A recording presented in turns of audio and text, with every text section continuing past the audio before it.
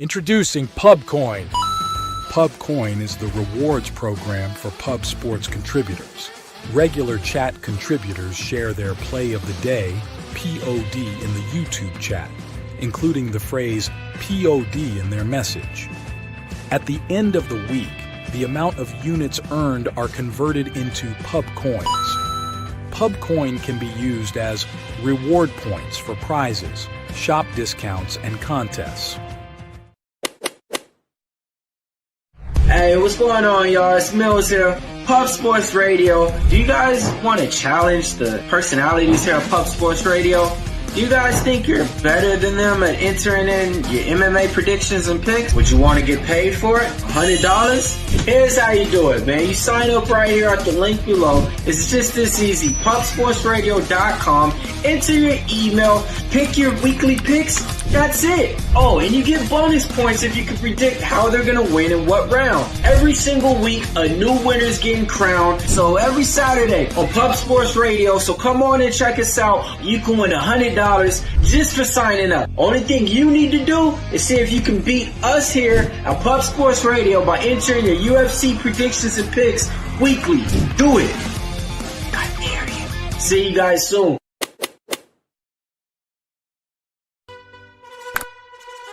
Your membership to Gold, you will be automatically entered in every horse race, every Wednesday and Friday. It is time to race horses. We are racing camels today. Shout out to the Gold members. We're racing in San Antonio immediately here. And we're off. 2 minutes, 74 canals on this racetrack. It's wide.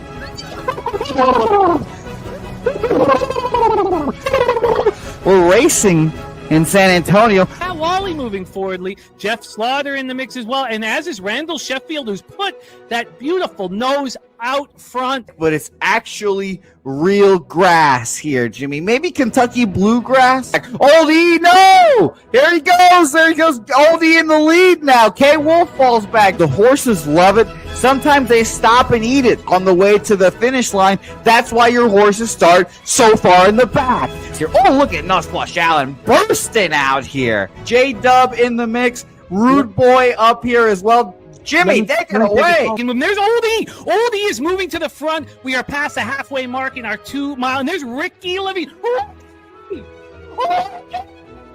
Oh my goodness, he's in the mix here. Jimmy, take it home. This is our first dog race ever. 19 seconds left in the horse race here. It's Fernando Mendoza trying to find the wire. 14 seconds left. Can Fernando Mendoza take this home? Here comes Kenny Can. Kenny Can wants a piece of the pie. Put his schnoz up front. Ricky Bobby, 9 seconds left. Can Donut Silks make a run? Can Res Mall make a run to be $50? You son of a bitch! Here comes Tori Coker. Kenny Can Smoke and Mirrors. Director 97 home. That is the way. Here comes Jason Meyer, the Eldorado custodian. Billy Friedrich. Jones one all coming down the finish. Coin!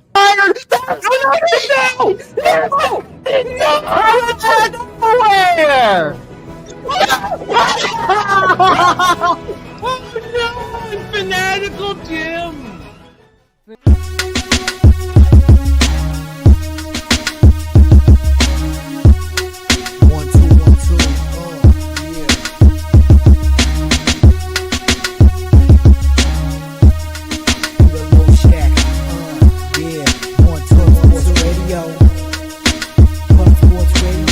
From the corporate Peter Loshak, legendary sports handicapper, more dapper than a Dom.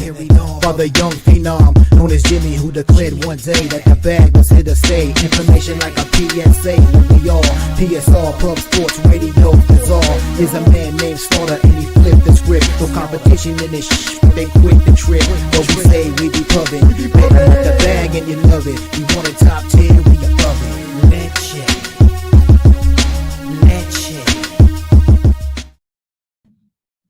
Yo, hi everyone. Welcome to Pub Sports Radio.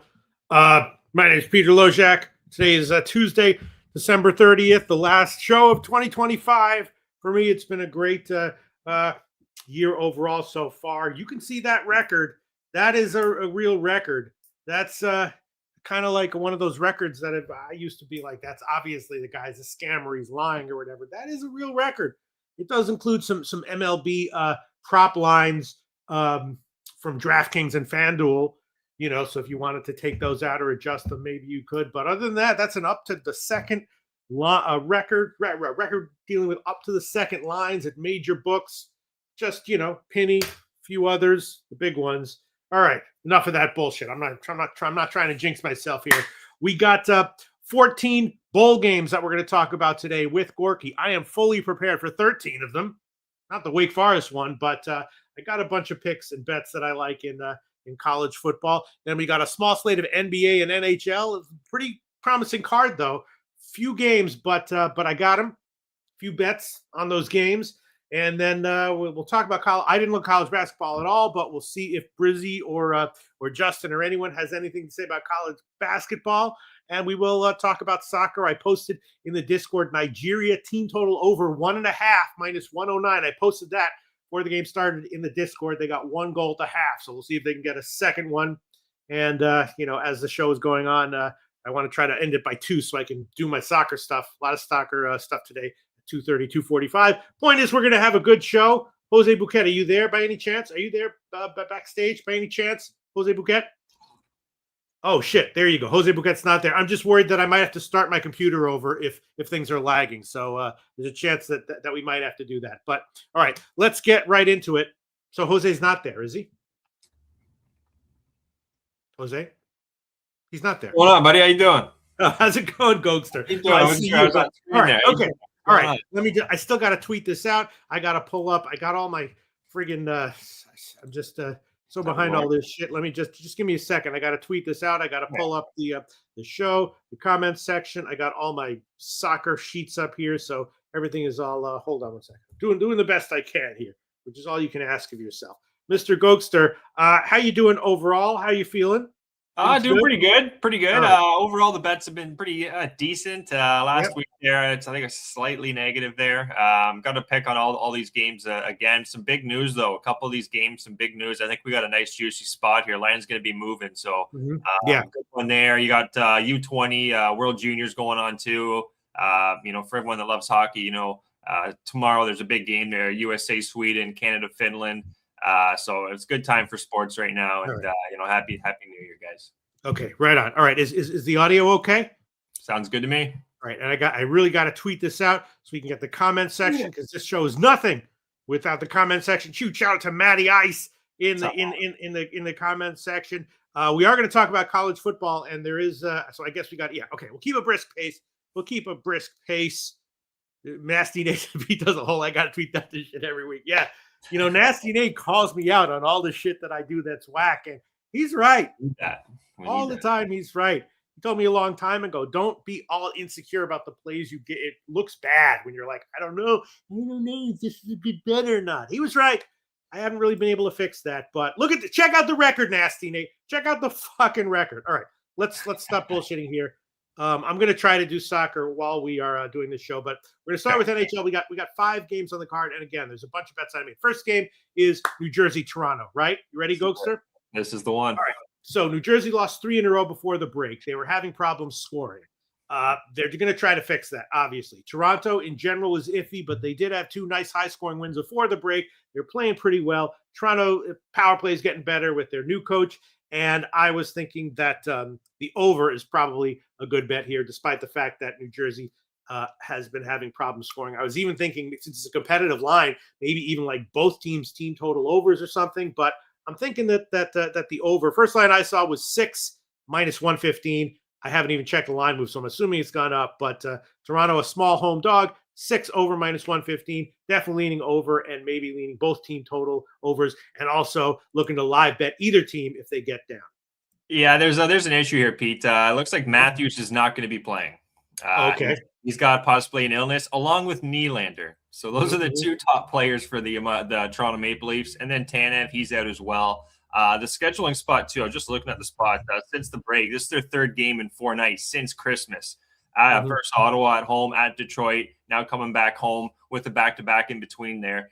Devils have had 1 game, lost that one 4-3. But again, we said it last time on the show.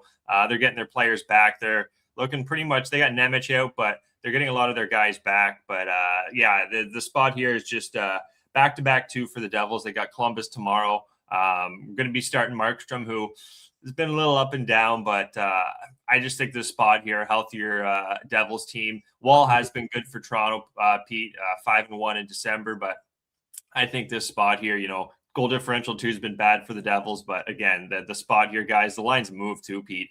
I give minus 110, now minus 135. I had it at minus 120 last night, so I took them in regulation at plus 120. That's a three-way bet for you guys on the Devils tonight. I like them to kind of maybe string some wins together here. They got Columbus, Utah. I think they can string some wins there. Yeah. All right. So I didn't catch that. Yeah. So it has moved a bit in New Jersey's favor, and the total has gone down. So So those are some big guys, and the guys replacing them. Are they going to be able to replace the offense, or maybe probably not? Well, you're going to be moving some guys up. So now it looks like Nicholas Waugh is going to be on the second line, centering with Easton, Cow, and Robertson. So a lot of just they're not line combinations that you usually see. So it's going to be I don't see a lot of goals coming out of this game here. The first line, Domi, Tavares, Knives, a little more familiarity there. McCann, they have on the third with Lawton. He's going to kind of be the leader. They called up this guy, Quillian. Not too familiar with him, but he's on the fourth line. So a lot of guys, a lot of mismatching going on for Toronto. The Devils, too, the spot, how they've lost so many games. And also, the Devils coach was the Toronto Maple Leafs coach for about 10 years, I want to say, Pete. And they've lost a lot when they've played Toronto because they've had Matthews and Nylander, their main core. And without them being in the lineup, this really feels like this is my favorite spot, maybe of the month on the Devils here tonight, to be honest, even though we're in all Toronto. Yeah. All right. Hold on. I'm about to tweet this out. Okay. There we go. And there we go. Okay. Let me just make sure that is that's the show. All right. Let me look at the comments section. It'll be almost done here. Let's see what people in the comments section are saying about this one. Steve G likes Toronto plus 1.5. Nate Dogg likes first period over. Don't mind that. It's just 60 minutes here. I don't know. I'm just going to keep repeating myself here, but I don't mind. I just the Toronto team total under like 2.5 even feels live here tonight, guys. And line -1 Devils. Yeah. Nate Dogg likes Matthews 1+ goals, but he's out. You said right? It's looking like he didn't play in the morning skate around. He's a game time decision. They still have his line up there, but even if he does go, I know Nylander for sure. He's not going to be playing. And then with Matthews, sounds like there's a sickness going around there. It just doesn't seem right. It's just not the time to to bank on Toronto right now. Look at this. AM, we got 5 games on the card. AM has opinions all over the place. Only one bet for him today, and it is New Jersey. Let's go, AM. Yeah. Play the month right here. Play the month. Got a -115, but all right. And I'm thinking that the over might be okay anyway, right? What do you think? Well, I like they're back to back at Columbus. Like I can see the Devils they're going to play just a sound game. I'm just seeing them playing like I don't see this being a high scoring game for the Toronto Maple Leafs with the back to back at Columbus. New Year's Eve too at that. That could be the one that's going to be a little more high scoring. I could see, but this one here, this feels like a revenge spot for the Devils here. Yeah. All right. I'm going to tail the move and everything in AM. I will take New Jersey -1. I'll shop around for the best line. Right now I'm seeing -131 on the money line, plus 199 on the puck line. I'll see if I can get a little bit better, but I'll take New Jersey -1. I really want to take a shot. I don't know if I can take New Jersey team total over 3.5 plus money. You think it's possible they could explode like that? Well, Wall's been decent. What's the line at 3.5? Like plus 130. So it's a nice little, nice big fat dog line there, but I wouldn't talk you off that, to be honest with you. I see this being a hell of a good performance from the Devils here. Their PK though, their PKs, 57% in the month of December, but Toronto missing a lot of their key players here that are going to be on the power play too with Matthews and Nylander for sure. All right. So I like Devils. We got it. Andrew G says Devils haven't won a game in a week. They'll be angry. That's definitely true. Although, as we know, in all sports and especially hockey, just because you're angry and you want it really, really bad doesn't always translate into what you're looking for. But I think you're right. This is a nice. They got the leaders back too. Yeah. Yeah, and most importantly, AM likes it. His only play of the day. All right. Next game on the card: Montreal, Florida. Montreal, good, competitive, and high scoring. Florida, kind of the same. And so once again, this is another one. The total was 6 over, about -130 or so. I was liking the over. Florida, modest favorite. So I guess I'd be leaning Montreal. Montreal has a lot of injuries, but they still are playing well and scoring. Florida better. So the line makes sense to me. I don't really like a side here, but I was definitely leaning over. And I think that Montembeault is going to be in for Montreal at goal, right? Yeah, it's late switch. I saw Adam Dobish, but Monty is starting. Yeah, and so that I don't know if that's good. Of course, last season Montembeault was excellent, right? One of the top goalies in Canada, but this year he has not been good, and he went down to the minors and he didn't win there either. And then is it going to be Tarasov for Florida? Yeah, back to back last night. Looks Yeah. like Tarasov's going. All right, so why are we not be liking the over here? Let's see where the line has moved, and now it's up to 6.5, which is what I would expect, which makes sense. Line has actually moved in Montreal's favor a little bit, which I guess also makes sense because they're a tough, scrappy team. Anytime they're a big dog, decent sized dog, I'd be leaning towards them. But once again, my main thing here is the over. What do you think? I would agree here. Like Florida's played like 6 of the last 7 have gone over, 5 of the last 6. Montreal too, coming off of 4 goals in the third period against Tampa Bay. They almost came back and won that game. First period here, I think they're going to be strong coming out of the gate. Montreal stats, I don't have a lot of numbers necessarily to back that up, but they do have they have a 27% power play in the month of December here. 80% penalty kill, could be a little better. Just offensively right now, Pete, I think I think they'll be able to, at least it's just the first period. After those 4 goals, I'd be very surprised. Like the coach is pretty much going to say, listen, guys, the first 2 periods, if you would have just showed up like you did in the third, they would have won that game. A high scoring game is definitely in the cards. Montembeault this year on the road, 888 save percentage, 3.03 goals against. Then Tarasov, month of December, 886, 3.54, slightly better numbers at home, but also back-to-back for the Panthers last night. So as the game goes on, this is one of the faster teams in the NHL, Montreal.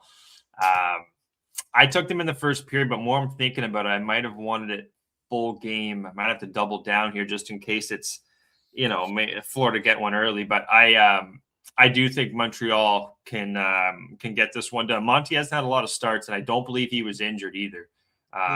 They just, like you said, they sent him down to the AHL with Laval.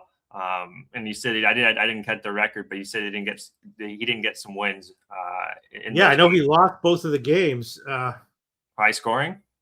I didn't check that, but I mean, he's just there's something he's something up with him right now, right? Yeah. I like to see what it is. It's almost like it's usually a motivational thing. I actually have AHL up right now. It's like a motivation. Like this guy is going to be motivated, if anything, here in this game. It's just.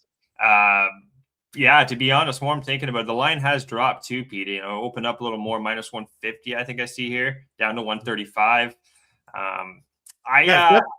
Go ahead. I'm doubling up. I'm going to double up too on this. I'm going to take them because I think with the back-to-back, 4 goals in the third period against Tampa Bay just 2 days ago, and you got this team on a back-to-back with their backup goalie in net. I'm doubling up here with Montreal. I got first period +110, guys. I'm doing money line +115. I think so. Yeah. So you think that right. So Montreal kind of starts slow though, don't they? Well, it's just they could be down in this game, and I could even see them maybe. I don't want to be too cute here with trying to think they're going to be down maybe in the first or down and then take them live. I just think kind of like the Devils, different situation, but I do think the Canadians they looked really good. They're going with Montembeault too, and I would be excuse me, a little surprised if he gets pulled in this game. Even like it's just the motivation is going to be there for the guy. Yeah. Look at this. Kong's Clips best bet of the week is Indiana -6.5, not Texas Tech. Interesting. Okay. Interesting there.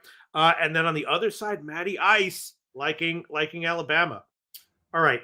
I'm thinking about, I want to take the over 6 or 6.5 and maybe the Montreal team total over 2.5 or 3.5, Pete. 2.5, but high juice. Mm-hmm. Those tend to be very, they tend to bite me in the ass here and there. All right. I'll start with just the over. I'll take over, and I will buy down to 6 minus 135. I will take that one. That seems like it should be okay, right? If it loses, it loses. I mean, Tarasov should be it's possible Montreal could win at 5-1, and then you get a push. All right, I'll go for it. Over 6 minus 135, and I'll think about whether I want to put Montreal team total over on it as well. I don't know about that. I just don't know. All right, next game on the card, Carolina-Pittsburgh. Carolina pretty good. They played yesterday. They beat Rangers in OT. Penguins, they started the year great, but then after that, they came crashing back down to earth as people expected. They did win their last game 7-3 at Chicago. And so, it was the first line I saw was Pittsburgh plus 110 or so. So a relatively low line, all things considered. And Carolina should roll. I know they're a little bit banged up and they're off a back-to-back, but it's a suspiciously low line. So my thoughts were Carolina, but the low line made me nervous, and maybe just Carolina team total over. What do you think about this one? Let me check to see where this line has moved before you tell me what you think. Not much movement on the side, and the total's now up to about 6.5. So looks like the total's gone up a little bit, and the side not much movement. Maybe a teeny move towards Carolina. What do you think? This is the one I like the over with, Pete. Anderson hasn't had a lot of starts this month. He's 4.6 goals against. The back-to-back last night. Skinner, he's very beatable. Hate to say it, but his numbers are just not there. But the big thing, reason why I like the over and the Penguins going to be competitive, Pete, is they're getting healthy, really. Carlson and Duar, centerman and defenseman, they are going to be in. So that line, I guess that could help the over. That could be why the lines moved to the over. Malkin's still going to be out, but this team, they scored, I think, 4 goals again. It is Chicago, but still 4 goals in the first period. They got a 29% power play in December. On the other side, Carolina's got a 22. The goals just feel live here in this game, and I took it early. I went both teams to score in the first period plus 150, but both teams to score 3 goals could very well be in the cards here. Carolina's a team that can come back, but the Penguins just seem to be a team that are going to start to roll, I think. They got guys who is it, Brazeau there, who they got from Boston. He's been playing unbelievable. They got a lot of their main guys back in the lineup there in Pittsburgh. So I think I wouldn't be on the side here. I think this is the over game. I would be looking at, Pete. And I went first period, but I wouldn't talk anyone on a full game. Even both teams to score 3 goals at a nice plus money. So you don't think the Pittsburgh, because I thought the Pittsburgh was like, people thought it was going to be a bad year for them. They started out playing well for longer than people thought. Then they came crashing back down to earth. They're not like an old team that's just going to be a fade down the stretch and overvalued. I think they're going to be a streaky team, to be honest. Like just coming off that win, I would be surprised if they're just going to lay an egg necessarily. That they're not a team that can really afford that too. They got Ben Kindle. They got some young players too that they've called up or that are just in the lineup now that are playing well. Like I said, Carlson's going to be in the lineup as well. It just feels like a spot. And then the back-to-back too. You could say it could be a low-scoring game, but with these goalies, man, like Anderson has not been good. And then Penguins, like I said, they're starting to roll. And then Skinner on the other side, he's got an 88 save percentage this month. And then at home, this has got Edmonton numbers with it, but 865. So it just feels like this is going to be the goal spot. And all right. Yeah. I hope you cash. I'm going to stay off of this one. AM says this is a very suspicious line. Matty Ice, shout out to Matty Ice, Carolina, back-to-back, which is why the line is so short, in my opinion. Yeah, I think that back-to-backs in general are a little bit overrated in maybe all sports, but definitely in the NHL. And Rich in Van City back-to-back in 3 and 4. Nate Dogg likes Pittsburgh money line. Crosby to score. Rackle Ricky Racks, yeah. Racks, yeah. Russ. All right, I'm going to pass. I hope you cash. And let's move on. Next game on the card, the Islanders and the Blackhawks. Islanders 6 straight games without getting to 3 goals. They did win 2 of those, but they were both at home. And Chicago, of course, no Bedard. Bedard's out, and they've now lost 7 of 8. But 2 games ago, they did beat Dallas in OT as a plus 300 dog, and now they're off a 7-3 loss to Pittsburgh in their last game. So, Chicago, they pretty much suck without Bedard in there, but they seem like they have some life to them. I know that that their captain has been out, and he's going to be back. And they also another forward, Mikheyev, he's going to be back. and for the Islanders, Sorokin is out, right? Yeah. So I don't know. I was looking at this. My lean was maybe Chicago as a modest home dog, and maybe even the Islanders. I'm sorry, the Chicago team total over. Question is, are the Islanders going to break out offensively here, or against a vulnerable team, or is Chicago going to clamp down on defense after giving up 7 goals to Pittsburgh? What do you think? I think this is a weird one, Pete. I think this line Mhm. stinks. Why this line should be a lot higher than it is. More I'm thinking about it. Blackhawks, they just haven't been playing well. These teams played, Pete, about 3 weeks ago on the 12th and the 15th of December. 5-4 Islanders, 5-3 Chicago. And then if you look at who scored there, Bedard was he had 5 points between those 2 games. So just missing Bedard long term. I know it's one player. They're starting to get more accumulated without him. But their power play is 8% in December. This is the crazy stat. They're a minus 25 goal differential in the month of December. Chicago is. So they're almost at rock bottom right now, you could say. The Islanders on the other side, Rittich going is almost shouldn't say hate to say it, but Red like Riddick is a big save Dave now. He's 3-2-1 right now this month, 941 save percentage, Pete. And then on the road, he's got a 902 sub 3 goals against as well. So they're 8-4. They haven't been scoring, like you said, but they're pretty much healthy again on the other side of things. They're coming off of a crazy game there against Columbus there. I don't know if you guys saw it there. Barzal took a full swing with the stick right at Marchment's ankles because he went knee on knee there with one of their young players. So he didn't get suspended, though, just a $5K fine. So he's going to be back in the lineup. I think they got a bad taste in their mouth, too, from that last game. Blackhawks, eventually, I think they're going to maybe start getting going, but this is just a bad hockey team, worst team in the month of December. Knight should be better, Pete, but he's been lit up too. I'm taking Islanders. You said they hadn't scored more than 2 goals. I think they're going to score 3 here tonight against Chicago. So I'm taking them on the team total over 2.5, Pete, and on the money line just to kill the juice a little bit to get it down to minus 110. But this line is. It looks like they're thinking the lower scoring game does feel like it could be in play.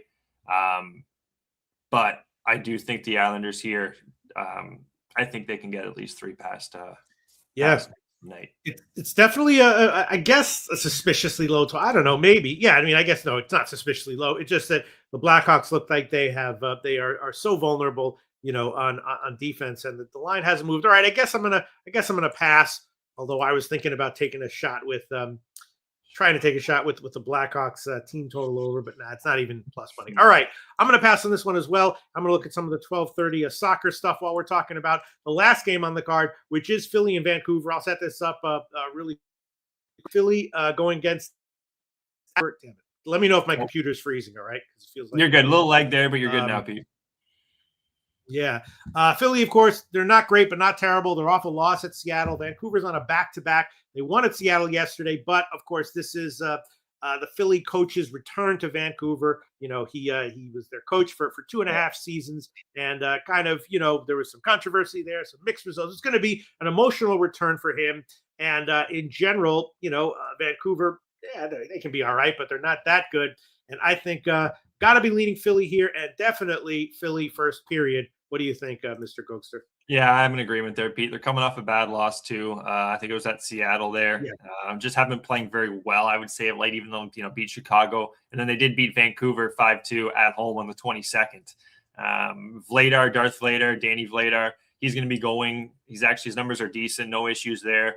Demko, he actually has an 877 save percentage at home, so he's been actually a stronger goalie on the road just based on numbers there. Power plays are both sub 20%. They're pretty much healthy, though, the Flyers here, and I think they're a decent hockey team, Pete. Not as good as Montreal, but kind of in that same sense. They're not that slow team like you remember kind of the Flyers, kind of like the old Broad Street Bullies. They're a fast hockey team, really. Talkett's got this team moving, and he's playing their former team here. So I almost feel like I should have maybe taken the -1 in regulation, but I went safe, as you like to say, Pete, on the money line, -130 on the Flyers. Even though they got a back-to-back at Calgary, Canucks on the other side of things. They had the back-to-back last night at Seattle, won that 1-3-2 in overtime. But I just think you got a hungrier team in the Flyers tonight. Okay, sounds good.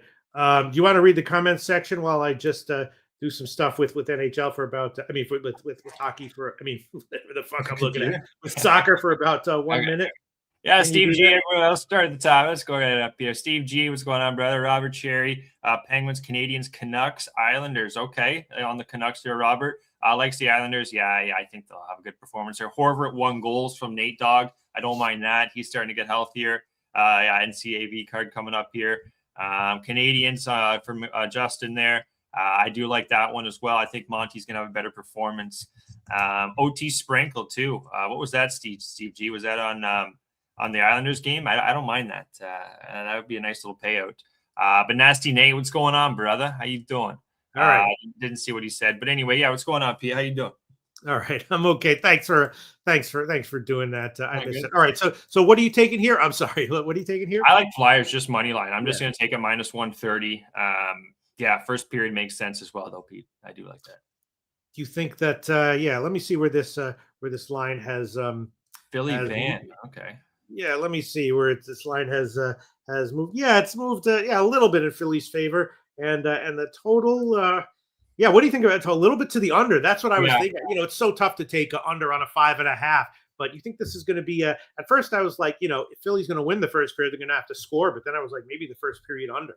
Is Vancouver going to come in here and and be like, all right, we're going against our old coach. We're gonna. It's like a playoff game. We're going to play intensely at least early, if not the whole game. Yes, yeah. I think so. That's what they tried to push on this team was that, and they kind of didn't. We're kind of a softer team than he wanted there. But also Lankinen. This is a big thing. They're going Demko tonight. They had a back-to-back. They had Lankinen going, which is the backup. They saved Demko for tonight at home, and this guy can steal a game. Not like it's just in the sense where when he's on, he is damn good. Like he's probably third best, maybe fourth best now. Yeah, American goalie out there. So the under does make some sense here. Accountability back-to-back too for both these teams. But then, like I said, Demko starting, kind of the point you made there. I think they're going to show up for this one. But then you got a hungry Flyers team on the other side. So tight game. That OT, more we're talking about it, what Steve G's saying, that OT, that could very well come into play, I think, here, actually, more I'm thinking. But I do think Flyers win, but just based on the situational aspect, I do think this could be a very tight, low-scoring game. All right, well, I'll start with the first period under 1.5 -110. First period under 1.5 -110. Thinking about full game under, thinking about Philly, thinking about what about like Vancouver team total under? What is it, like -120? It's 2.5 plus 101. Whoa. You think Philly could hold them down, or are they going to come? I mean, I could even see Vancouver winning this one 2-1 or something like that. Yeah, no, exactly. Like the numbers from Vladar here, they're not bad. Like on the road, he's got a 911 save percentage. That's 10 game sample size, 2.38 goals against. So yeah, this everything really is adding up. The old, as I say, if you're in the lab, everything is the potion looks like it's going to be an under here. Yeah, what's Vancouver like offensively? Are they anything special? I love to hear Jimmy. I haven't heard Jimmy's take on the Canucks here in a minute, but Blueger's there. They got a lot of their mainstays in. Like I haven't caught a lot of their games just being out here on the East Coast, but I just think the Flyers have caught enough of their games here. They didn't show up on that last game. The spot with Tocchet, but on the same side of things, people in the chat are even saying this. The Canucks are going to get up for this one. Yeah. But what does up mean defensively, right? Defensively, yes. Not. Right. I don't see this being a higher scoring game tonight. No, I'd be surprised. I will add on Vancouver team total under 2.5 plus 101, and AM says breaking news: Diggs facing felony strangulation charges. Great. What? Great. Stefan? Yeah. Nice. All right. Join the club. Let he who has cast the first stone. All right. And I'm thinking maybe I'm tripling up to and of course do the safe thing and buy to 6. What do you think about that? Buy to 6 under? Yeah. What are you on the Flyers first period still or no? No, I took the first period under. I'm not. I would love to take the Flyers first period, but yeah. You know what? Even though no goal in the first 9 minutes, 30 seconds, like all those unders kind of do feel. And I feel like we've had a good read on our unders this year. I don't want to jinx anything there, but that's all right. you know what? Yeah, I like I Philly. am going to add on Philly first period money line minus 122. If they win 2-zip, it's if it's 0-0, fine. I'll get a push and I'll win the under. And if Vancouver comes and outplays Philly, but of course Vancouver's going to get up for this, but so is Philly, and Philly's good, right? In general, a better team. Would you not say that? Yes, I would, and I like you said, I would be very.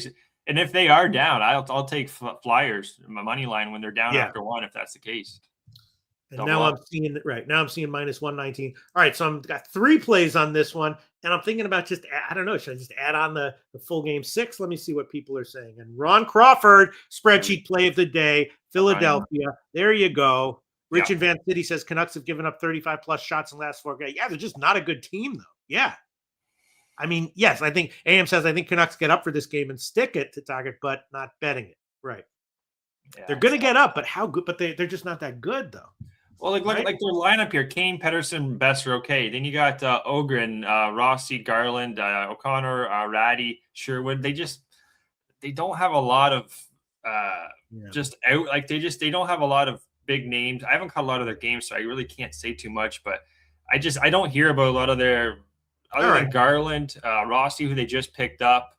Kane, you haven't heard much out of him. Pettersson, haven't heard much out of him. Like, it's just been pretty quiet in Vancouver, really. And this Flyers team, I can name several players that are having a great season here. I'll be really quick here, but Zegras having a better season. You got Konechny there, Tippett, this guy Denver Barkey, they called him up there. Michkov's on the third line, Bobby Brink. Defenseman-wise, Cam York's been really good. Jamie Drysdale. They're just a better team, like you're kind of asking me. And with Tocchet going back home, if they're down after the first period, I am hammering the Flyers. Right. And all right, I'm not going to take the full game under because it could get out of control. All right, that's it for NHL. Let's review our official plays. I'll start here. I got New Jersey -1, minus 131 on the money line, plus 199 on the puck line. Montreal, Florida. I'm just going to take the over 6, minus 135. We'll see. And then 3 plays in the Philly Vancouver game. First period under 1.5, minus 110. Philly first period money line minus 119, and Vancouver team total under 2.5 plus 101. And again, Philly is the Ron Crawford spreadsheet play of the day. And AM, a lot of opinions, just one bet, and it is New Jersey. He got minus 115, but AM's only bet on the card today, New Jersey, to get a win over whoever the hell they're playing. All right, Mr. Gogster, remind us of your official plays, please. Thanks very much. I love it. We're on the same side as our guys in the chat here. Devils Rag play of the month, plus 120. Love this one. Both first period, both teams to score, plus 150. That's Carolina, Pittsburgh. Montreal doubled up here, first period, plus 110. And then also on the money line, full game for Montreal, plus 115. Do think the Islanders here are going to bounce back after that crazy game against Columbus and also score 3 goals. Tie that in with the money line guys, minus 110. And then Philly here. I'm with a lot of the people in the chat. I'm on that minus 130. Went the safe way, but I do think first period, like Pete's on, is even a good play here. All right, and there we go. Nigeria has 3 goals now, so that one cashed. Thank the Lord in the Discord. Put that one in there. Okay, and then I'm missing soccer stuff. I'm missing soccer stuff going on here, but we'll see. Oh man, God, I missed some bets that I would have made. That's all right. That's okay. All right, that's it. Thank you so much, Mr. Gogster. It was a great year. Have a happy new year, and we'll see you again next Tuesday, right? See you next year. See you next Tuesday, guys. Be good. Right on. So now we got a small 4-game NBA card, which we're going to talk about with Justin McKelvey and Billy Brisbane, and college basketball. We got some people posting in the comments section, Robert Cherry and Spoon's bets. And I did not have any time to look at the college basketball card at all, but maybe Billy and Justin did. Everyone, welcome to the show. Billy Brisbane and Justin McKelvey. I'm assuming they're both available. Stacks.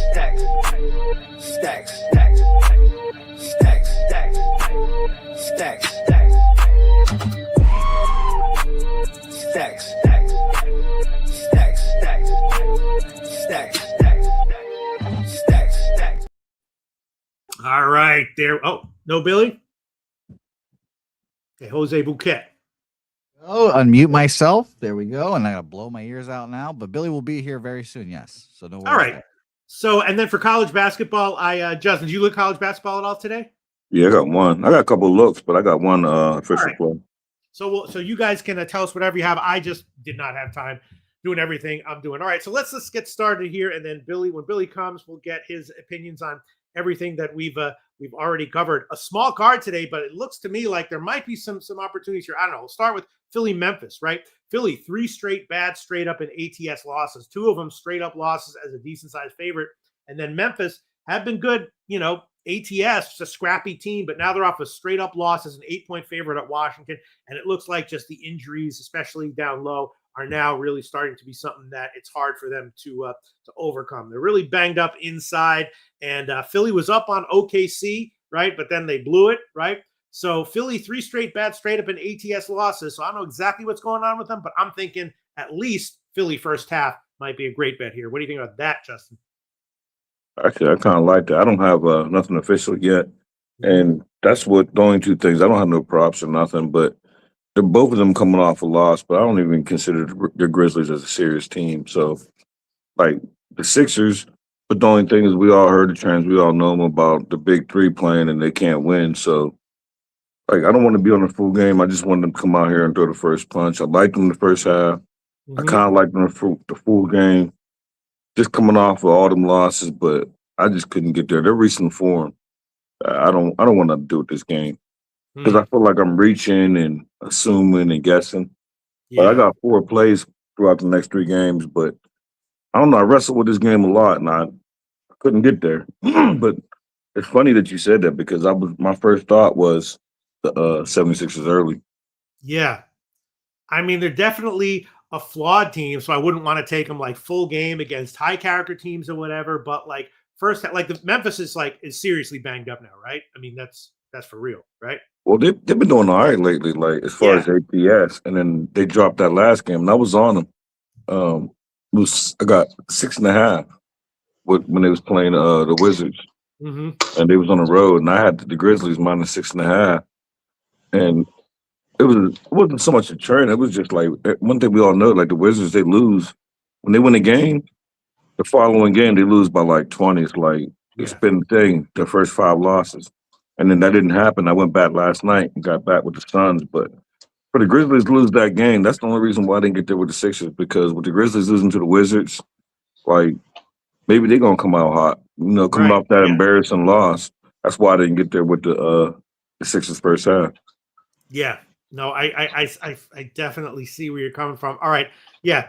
Of course, you can make an argument against it, but I'm going to take a shot with it. Philly, first half money line, minus 105. I'm seeing that one. Philly, first half money line, minus 105. I'll make it official. Could lose, of course. And there we go. Billy Brisbane. What do you think about this one? Philly and Memphis. Philly, 3 straight bad losses, straight up in ATS.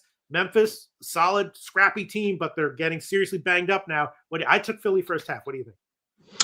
Yeah, I'm on Philly here. It's been a tough start of the road trip for Philly here. They lost a close one Friday night in Chicago. Nick Nurse said he thought the team played good enough to beat Chicago, but down the stretch they just couldn't seal it. And then catching OKC off of some embarrassing losses, it was just a bad spot for them. Memphis, they got a job back, but it kind of seemed to like come at a price because they're losing everybody else. And it's kind of affecting their bench rotations. That kind of cost them in their last game versus Washington. Primetime game here. This is the first game of the NBC doubleheader tonight. Memphis is in a sandwich home spot. After this one, they play at home and home versus the Lakers to conclude the weekend. Sneakily, the Sixers were the best ATS road team in the NBA this season at 9-4 ATS. 9-4 ATS also off of a loss. 17-12-1 ATS on the season. If the Sixers kind of want to separate themselves from the cluster of the East, these are like winnable games that they have to get the W in. I get the first half, but I kind of like the full game here. I bet the full game minus 116 here for the Sixers. And you just kind of look like where the standings are in the East. There's like a huge cluster in that middle section of like you got Detroit, New York, Boston. That's kind of like the upper echelon. And then that middle tier of Toronto, Orlando, Miami, Philly, Cleveland. Philadelphia wants to get ahead of that pack. They need to win these type of games here, especially out of conference. All right. And then just very quickly, what do you think? I was also maybe thinking about the under. Is 233.5. Now it's 234. It doesn't surprise me at all. Like I'm often way off on NBA unders, but I'm thinking about maybe the Memphis team total under adding that one on. What do you think about the total here, if anything, Billy? I kind of lean towards the under, but then you kind of look at the player prop section for this game, and it seems like everybody's kind of like projected to go over. Like Jaren Jackson's in for a good day for Memphis. You also have Tyrese Maxey. If you look at Tyrese Maxey's spot tonight, I mean, 27.5 points, juiced towards the over.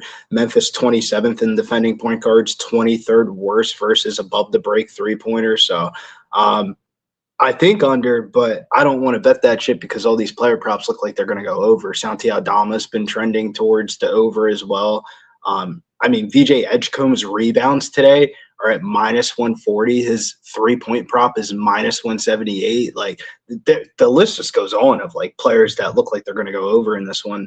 And then you look at the daily fantasy section for this game. Players, this game and the LA Lakers game are like the two most popular games of the slate. All right, Justin, you have any advice for me on an over or on the total or just nothing really? Nope. All right. I do lean that way. I'm gonna add it. I'm gonna take Memphis team total under, full game 117.5 -116. I'll take it. We'll see how it turns out. All right, let's move on. Next game on the card. Here we go. Boston, Utah. Now in all sports, when it tends to happen in college sports more, but when a team turns a corner, they can have great value for an extended period of time. And Utah, off of two very impressive straight up dog wins against Detroit and the Spurs. Those are good teams right there. Beat them both outright as a dog.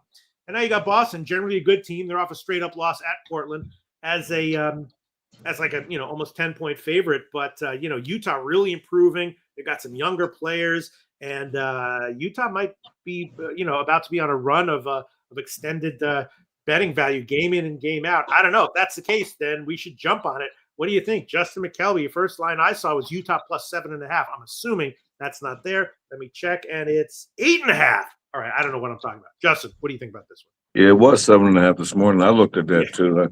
And wow. I got when I woke up, I didn't see it last night. When I woke up this morning, it was 7.5. And this is one of the first few games that I really started digging into.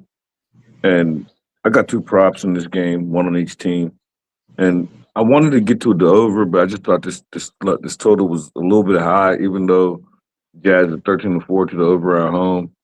So I kind of wanted to get to the over. I just thought this was high. They just played in early November or earlier in the season. It might have been November. And it was like a 105, 103 type score. And that was in Boston. Utah won, coming off the back-to-back from the Hornets. So I didn't want to get to the over. That didn't want me on the under either. But being that the Jazz won and then the Celtics are coming off a loss, and they're coming off a loss to the Jazz earlier in the season. And I was mad because when I finally made my decision, I missed the number of 7.5. And then I started digging into the props, and I realized that Jaylen Brown has 30-plus points, 9 straight games. And a lot of them, he has 30 points. But I think coming off a loss, you're going to get a bigger energy from him. I got over 31.5. I got Jaylen Brown over 31.5 points, -120. And I'm hoping that I like him, the player prop coming for the Jazz. And y'all should already know what it is. I'm hoping George don't play to help me out, but I'm on Isaiah Collier over 7.5 assists at +112. It's kind of like a little, I give him out a lot on the show. So, and without George being there in a fast-paced team, you got a high total, so they're expecting points. There's going to be a lot of points. I'm expecting Isaiah Collier to get a lot of assists. Yeah, I was also thinking maybe a shot with the over was 241. Now it's up to 242 or even 242.5. And I'm thinking maybe Utah team total over Billy Brisbane. Two really impressive wins for Utah, and now they're a big home dog, and it moved against them. What's up here? Boston's 4-game win streak was snapping their most recent game versus Portland. They're going to be looking for revenge. Like Justin said, they played on November the 3rd. And Utah won in their home court. And that was kind of like their turning point of like the season, where it kind of felt like Boston was kind of like I don't want to say a shitty team, but like one of the play-in type range teams. And then they kind of started turning it up after that Utah loss. And that's been kind of the theme for Utah. Like they have a lot of young talent, and we've seen flashes of their potential. Wins versus San Antonio and Detroit in their last two.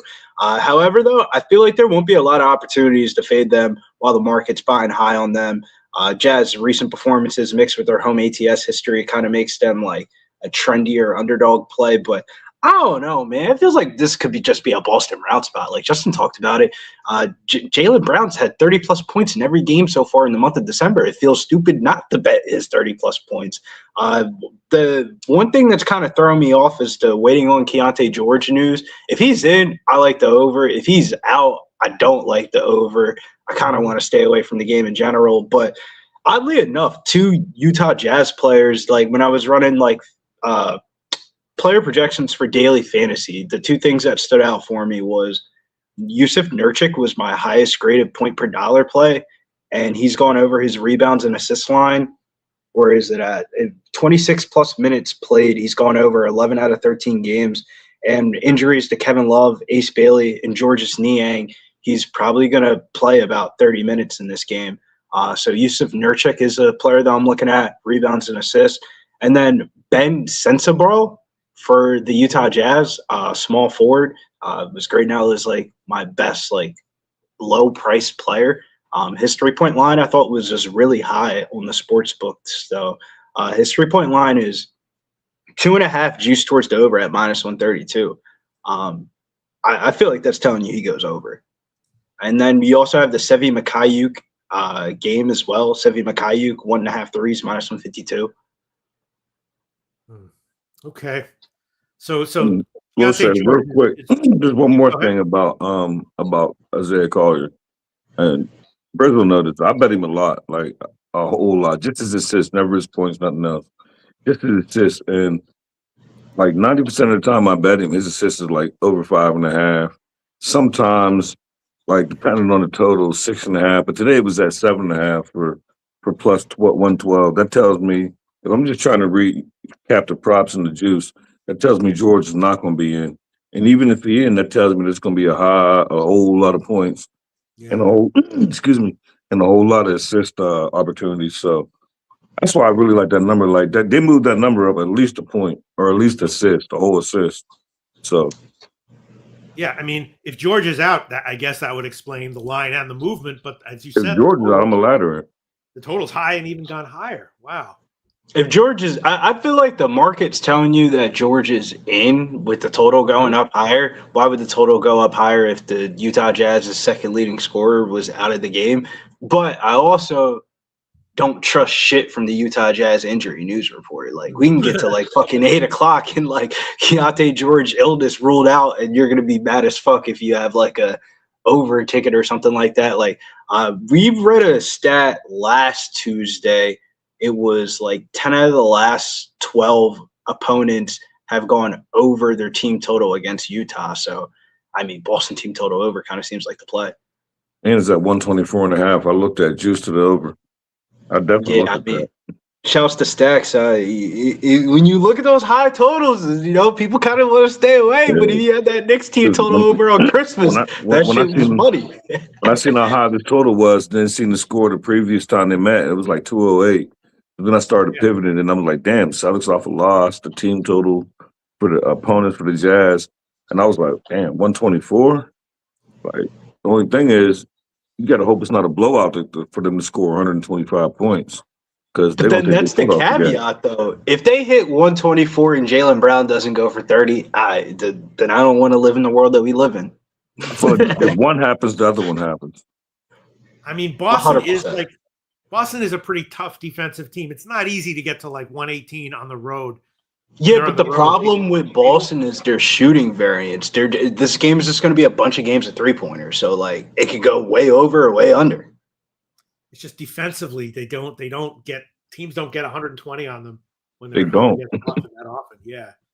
All right, I guess I'm going to pass. Although I'd love to. You sounded like you didn't want to pass on this game at all. I mean, my God, Utah, they might be turning a corner, but yeah, you're right. The line, and then it's going the other direction. All right. What team is turning the corner? Because we know the Jazz, this is just an outlier. Yeah. They're not turning the corner. No, I think the Jazz have legit young talent. I mean, if you look at like the actual roster construction of the team, like they got all right players. Like these aren't shitty players at all, bro. Like it's the more of like, do they want to win? Like it's one of those like if they relocated to a different city, would they just be a better team? Yeah, but when I say turn the corner, I mean the Jazz is definitely like 2 years away from being a year away. But this year specifically, they're definitely going to be around that playing conversation at the end of the year. I mean, look how this year, yeah. I mean, look at the West. The West is not like Weston this year, if that makes sense. Of like, when you look at the back end. I mean, look at the back end of the West right there. They better play the rest of the season at the crib if they're going to be a play-in. All right. I'll pass on it, and you guys have a lot of player props that sound good, and I hope they all cash. All right, let's move on. Next game, Detroit and the Lakers. This is an interesting one. Detroit, of course, great team, but now they've lost 2 in a row straight up. They're 0-3-1 ATS on their current trip.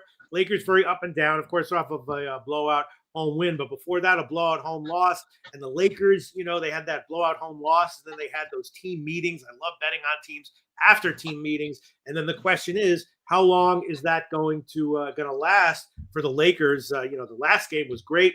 Now they're going up against a good team that's salty. And, Detroit, good defensive team. Cade had some foul trouble in his last game. So, Detroit's going to be salty here. A small favorite line. Lakers coming off of a big home win and 2 games removed from a team meeting. Man, I would love to take like Detroit first half or like Lakers team total under or something like that. I'm not sure. We'll see what you guys think. Justin McKelvey, what do you think about this game? Yeah, I think I'm on it, but I'm on the Lakers plus 2.5. All day I was debating if I was going to give out the money line or the spread, and I hate losing like that. So I'm giving out the spread plus 2.5 minus 110, and I just think we're going to take advantage of this Detroit team. Especially like it seemed like they're on the road now and they're struggling right now. So I don't want them to get, especially Atlanta. They was dogs, maybe. I'm not 100%. I lost my confidence from the time that I bet it from compared to now. But I just think that, just like you said, Loshak, with JJ Redick making that big speech and they came out and punched on Sacramento. Like, you got to do it again. Like, you can't just punch on Sacramento after a speech. Like, that don't really count because everybody punched on Sacramento. So you're still at the crib before traveling, before the holidays. So I feel like go out here and beat Detroit. If not, keep it close. And it's old boy birthday, so you don't want to lose on Braun's birthday, right? So I kind of like the Lakers plus 2.5. I don't want to bet no Laker props, no Luka, no Braun. I don't know if we're gonna have a birthday bash and go out there and score 30. I don't even know. I mean, December 30th is a very special day here at Pub Sports Radio. The Big 3 birthday. We got Tiger Woods, I mean, arguably the best black athlete of accomplishments. And we also have LeBron James, happy birthday. And the Slaughter, Jeff himself, happy birthday to Jeff Slaughter. December the 30th is a very special day here at Pub Sports Radio. So shouts to the Don and shouts to LeBron. Happy birthday, Jeff Slaughter. Yeah, I mean, this is the Detroit's last game on this road trip, so maybe he'll just like eat another loss and then have a team meeting and then start kicking ass after this one. It's crazy because I like Slaughter, but I don't like Braun and I don't like Tiger Woods. So what? You don't like Tiger Woods, man? Tiger Woods has the best like when you're a kid and like your parents, I don't know, as a black kid, but your parents are telling you, don't fuck with those white girls. So what happened to Tiger Woods? I mean, that has to be one of the greatest sports story histories of all time. I mean, the greatest athlete in golf history got his window smashed out for cheating on his neighbor. I mean, that's just like you only make those storylines up in Netflix movies. I'll hit you up off air about why I don't like Tiger Woods. He's all right. He's a little corny. I literally just bought some of his shit too. A little corny for my taste, but I mean, he's fine. Great golfer. Phenomenal. He's such a... It's golf. What do you expect out of golfers outside of John Daly? But my bad. Celebrations in Crypto.com Arena today. LeBron's birthday. Lakers got back to winning ways against Sacramento after JJ's most recent outbreak. However, though, it could just be Sacramento rather than like they figured it out. Detroit's fallen back down to earth. Like they're not as good as the best team in the East. Losing to the Clippers and Utah Jazz kind of tells you a little bit of that. The over looks really appealing. I mean, up until Christmas Day and the game after Christmas, so the Sacramento game, every Lakers home game went over the total. The Crypto.com overs are back, and Detroit in the last game of a road trip coming off back-to-back losses. While their interior defense is like locked down, transition-wise, they're still exploitable. I like the over in this game. I took the over 232.5 minus 110. I think that's like, I'm not a big total guy, but I'm smacking this one. I mean, we're back to Crypto.com overs, baby. Yeah, I was thinking about the last two didn't go over though. I said the last two didn't go over. No, that's what I'm saying. So you're saying the Christmas Day game one, when everybody in the fucking world knew that every Lakers home game is going over. It was tweeted out by every fucking sports book ever. And then the game after was Sacramento, where the Lakers actually decided to play defense one time. Like, yeah, it's 11-2 now. We're slapping it right back on the overs. But you're right, though. I agree with that. You're right. And I'm with you, though. I like the Lakers on the side. I mean, like, I don't know. Like, you can't tell me you don't get fraud vibes out of Detroit outside of Kate Cunningham. Like, Jaden Ivey came back and he's looked good and stuff like that. But I don't know, man. Like, I think the Lakers can get up one time for the one time at the crib. But the only reason why I stayed away is because I think if the Lakers win, I mean, it's probably going to be a high-scoring one, like 125, 120 or something like that, and that should cash over. Hey, Loshak, I forgot to tell you. Jose told me last night you got to give Slaughter a birthday pick today. Oh, boy. The pressure is on. I mean, shouldn't we give him a LeBron prop, right? I mean, they share the same birthday. No, he had told me I'm not qualified to give birthday picks. He said it wasn't no disrespect towards me that I ain't qualified, so it had to be Loshak. Here's Robert Cherry, like in Utah, plus the Lakers money line, Grizzlies, and the Clippers -10. All right, because Detroit, like, they want to be good defense, but yeah, I guess that's going to. See, there you go. I know you just seen it, Loshak. Well, what happened? What happened? I know how you don't see that. See what? Happy. Oh God. Okay. Yeah. How about to say, am I the only one seeing that? Yeah, I just saw that. Yeah, you don't want to be qualified to give birthday picks. Trust me. It's a curse. All right. I guess my credentials ain't good enough. Yeah, I guess I'm look at that goofy picture. All right.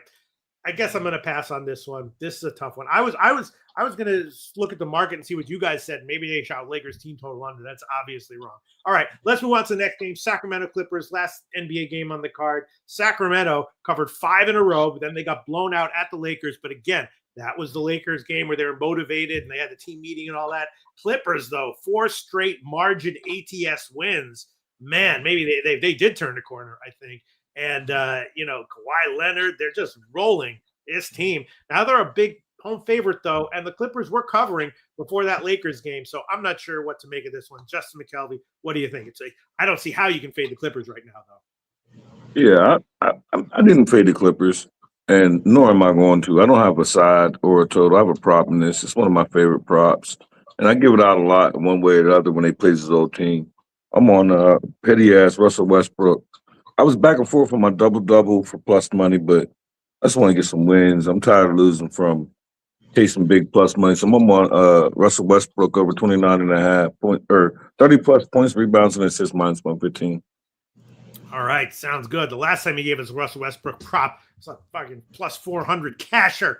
Justin McKelvey. Yeah, that was his double-double. But I like his double-doubles at home. Mm-hmm. I don't like them on the road. Right. I'm saying in general, you might be seeing him very clearly right now this season. All right. So lines up to 10 now, and the total was low, like 223, and now it's down to 220. So far the market has moved in favor more of the Clippers and more towards the under. Billy, what do you think about this one? This is like I don't know. Sometimes when you bet in the confines of your house, you just go a little bit lower volume and just hit the spots that you like. But then when you're in the casino, you're going to go a little bit more higher volume. You're going to go to places that you probably shouldn't go. And that's kind of how I feel about this one. Like, if I was in a casino, Matt, and you gave me a free bet for this game, I'll take the Sacramento Kings, bro. Like, this is – we're getting a little bit carried away with the Clippers.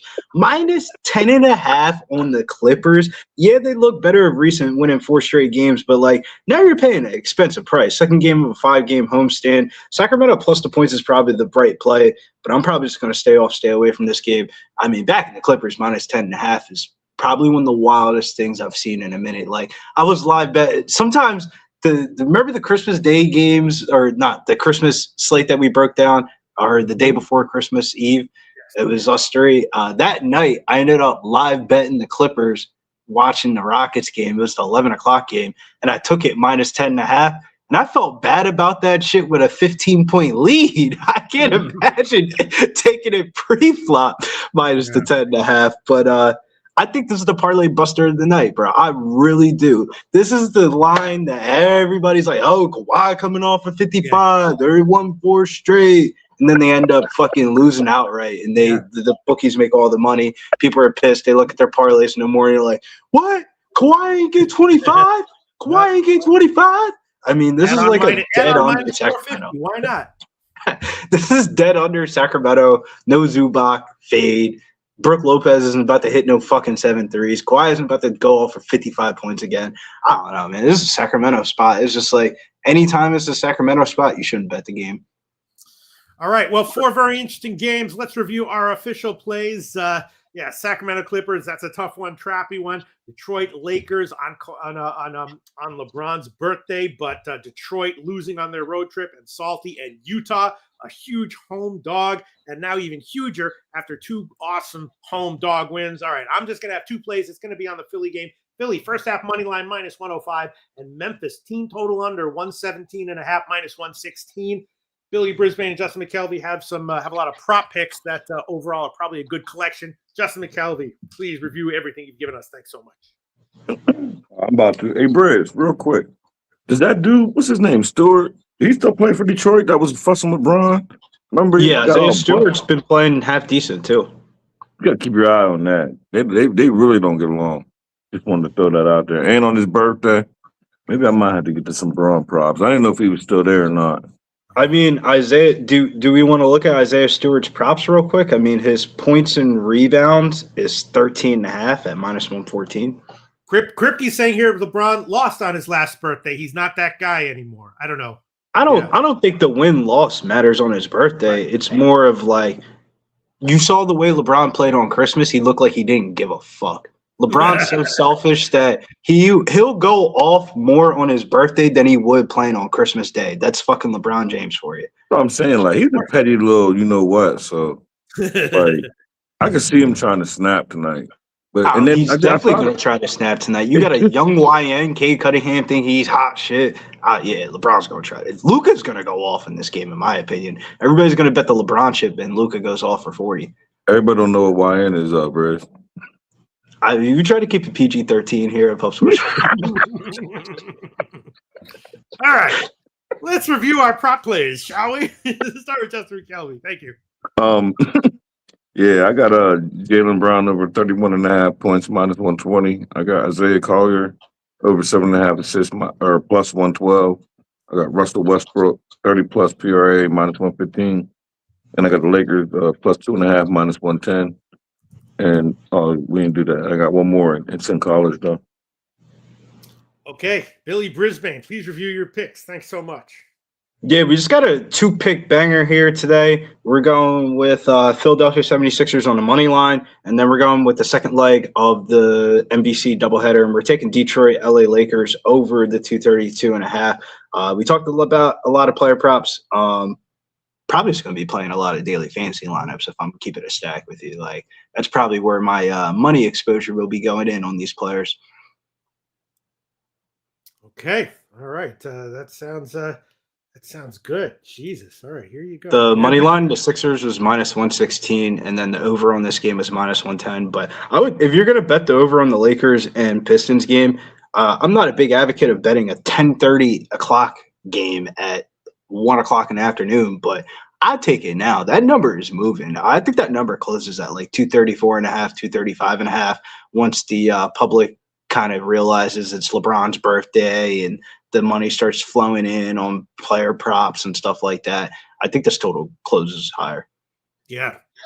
Pretty wacky card, but it's good. I like my 2 plays. All right, now let's just talk about college basketball. Grab all. I did not look at the card at all. Just ran out of time. We do have Spoons Bets giving us Vermont, which I believe that game started. So you can't bet. It's starting right now.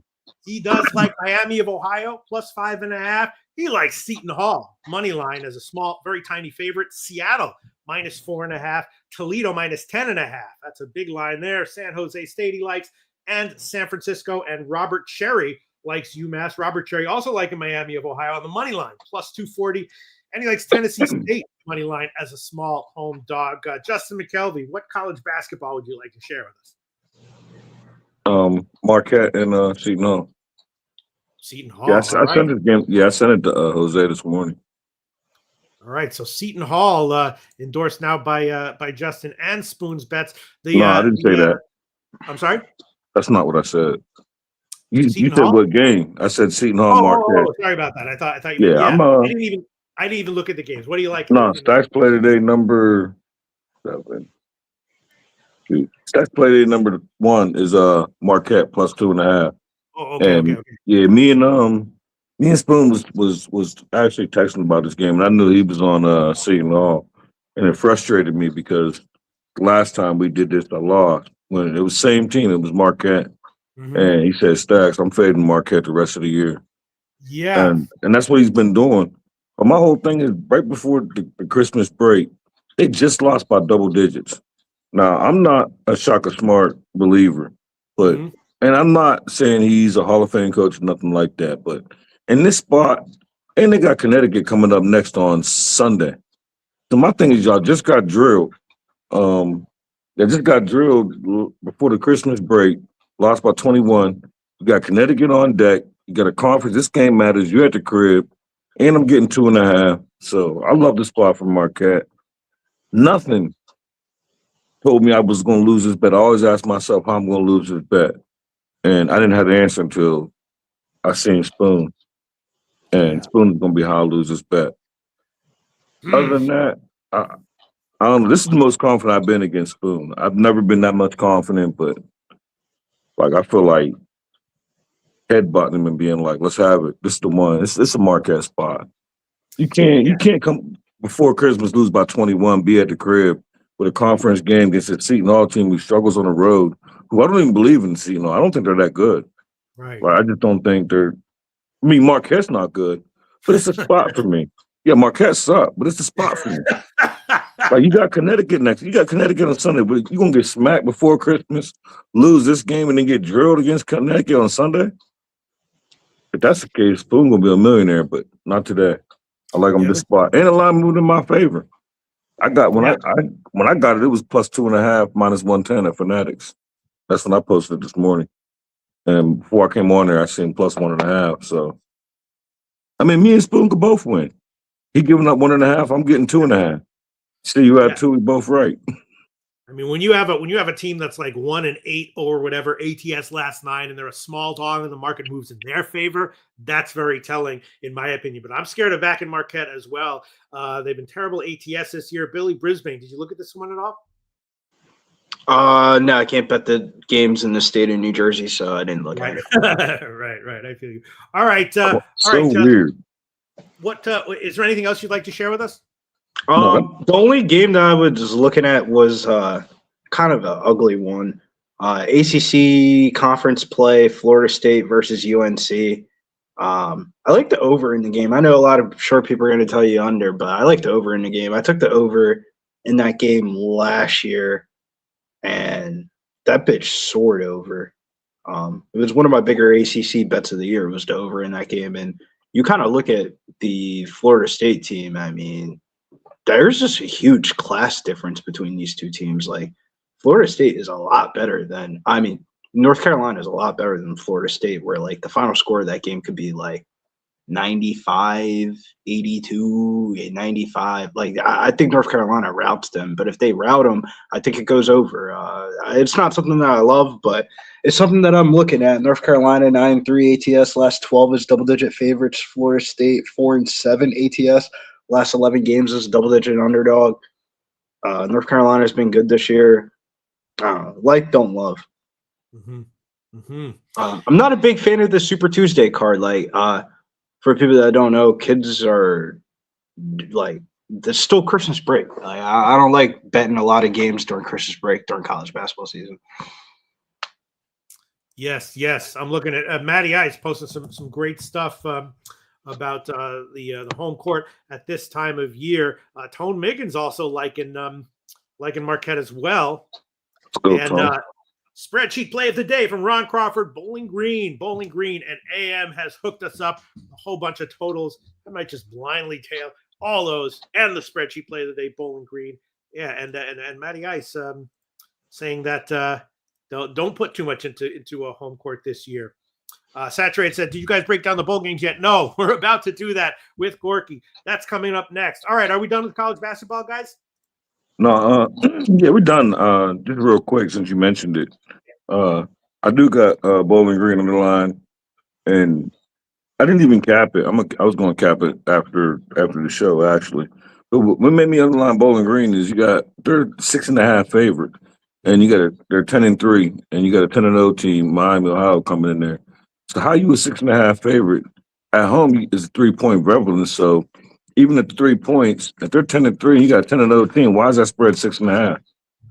So just trying to read the line, made me underline Bowling Green, But Miami does have an injury, though. I think one of their guards is hurt. But that's I don't know. I just don't think it adds up. But I do like North Carolina. Bears get it over. I like North Carolina to cover the spread. I got 12.5. 12.5? Yeah, 12.5 when I bet it. Just to be rapid fire so y'all can get on. I did bet. It comes on at 3 o'clock. Central Michigan. I got +6. They play Ohio. I just said North Carolina. Oh, another one that Spoon don't like. I think I like Oregon State. I took them +6 at home. Coming off they just got blown out against Santa Clara, I think it was. Lost by like a whole lot of points. And coming back at home, San Fran just upset Seattle. I think they just upset Seattle on the road. So I think that's too many points for Oregon State at home. So Oregon State, North Carolina, Central Michigan. Okay, that sounds good. North Carolina might be the play here. We'll see what happens. Miami, Ohio game. Spoons Bets and Robert Cherry liking Miami, Ohio. Justin McKelvey, Ron Crawford liking Bowling Green. We'll see how it turns out. All right, Billy and Justin, thanks so much. It's been a great year with you guys. I always love doing this segment. We had a lot of fun, and we'll see you again next Tuesday. I like it. Thanks, guys. All right, now here we go. If college football isn't your thing, you might want to turn off now. If it is, oh boy. We got 14 bowl games we're going to talk about. Jose, is Gorky there? Oh yeah. Oh yeah. All right, get ready. I would love to be done by 2. We probably won't be, but all right, we're going to try to keep a brisk pace. And wait, no, I'm not seeing him. Hey, Gorky. Hi, Pete. And there we go. All right, Gorky, we got 14 games we're going to cover. Let's try to keep a brisk pace, but by all means, don't censor yourself. I got nothing on this one. Okay, well, it starts at 2 o'clock. Let's just quickly mention it. It's Central Carolina and Louisiana Tech. Independence Bowl is being played in Louisiana, so Louisiana Tech has the home state edge, not the home field edge, though. Mm-hmm. And Louisiana Tech, their D is good, but they can be scored on. But Coastal Carolina, they let me see, what is it? Yeah, they're I believe that their quarterback Collier is going to be out, and the replacement. Tad Hudson has not been good. So Louisiana Tech, I think, should be able to hold him down. And I was actually thinking about the over here and maybe the Louisiana Tech team total over. I'm going to pull everything up and see where the lines have moved. But so you have nothing on this one?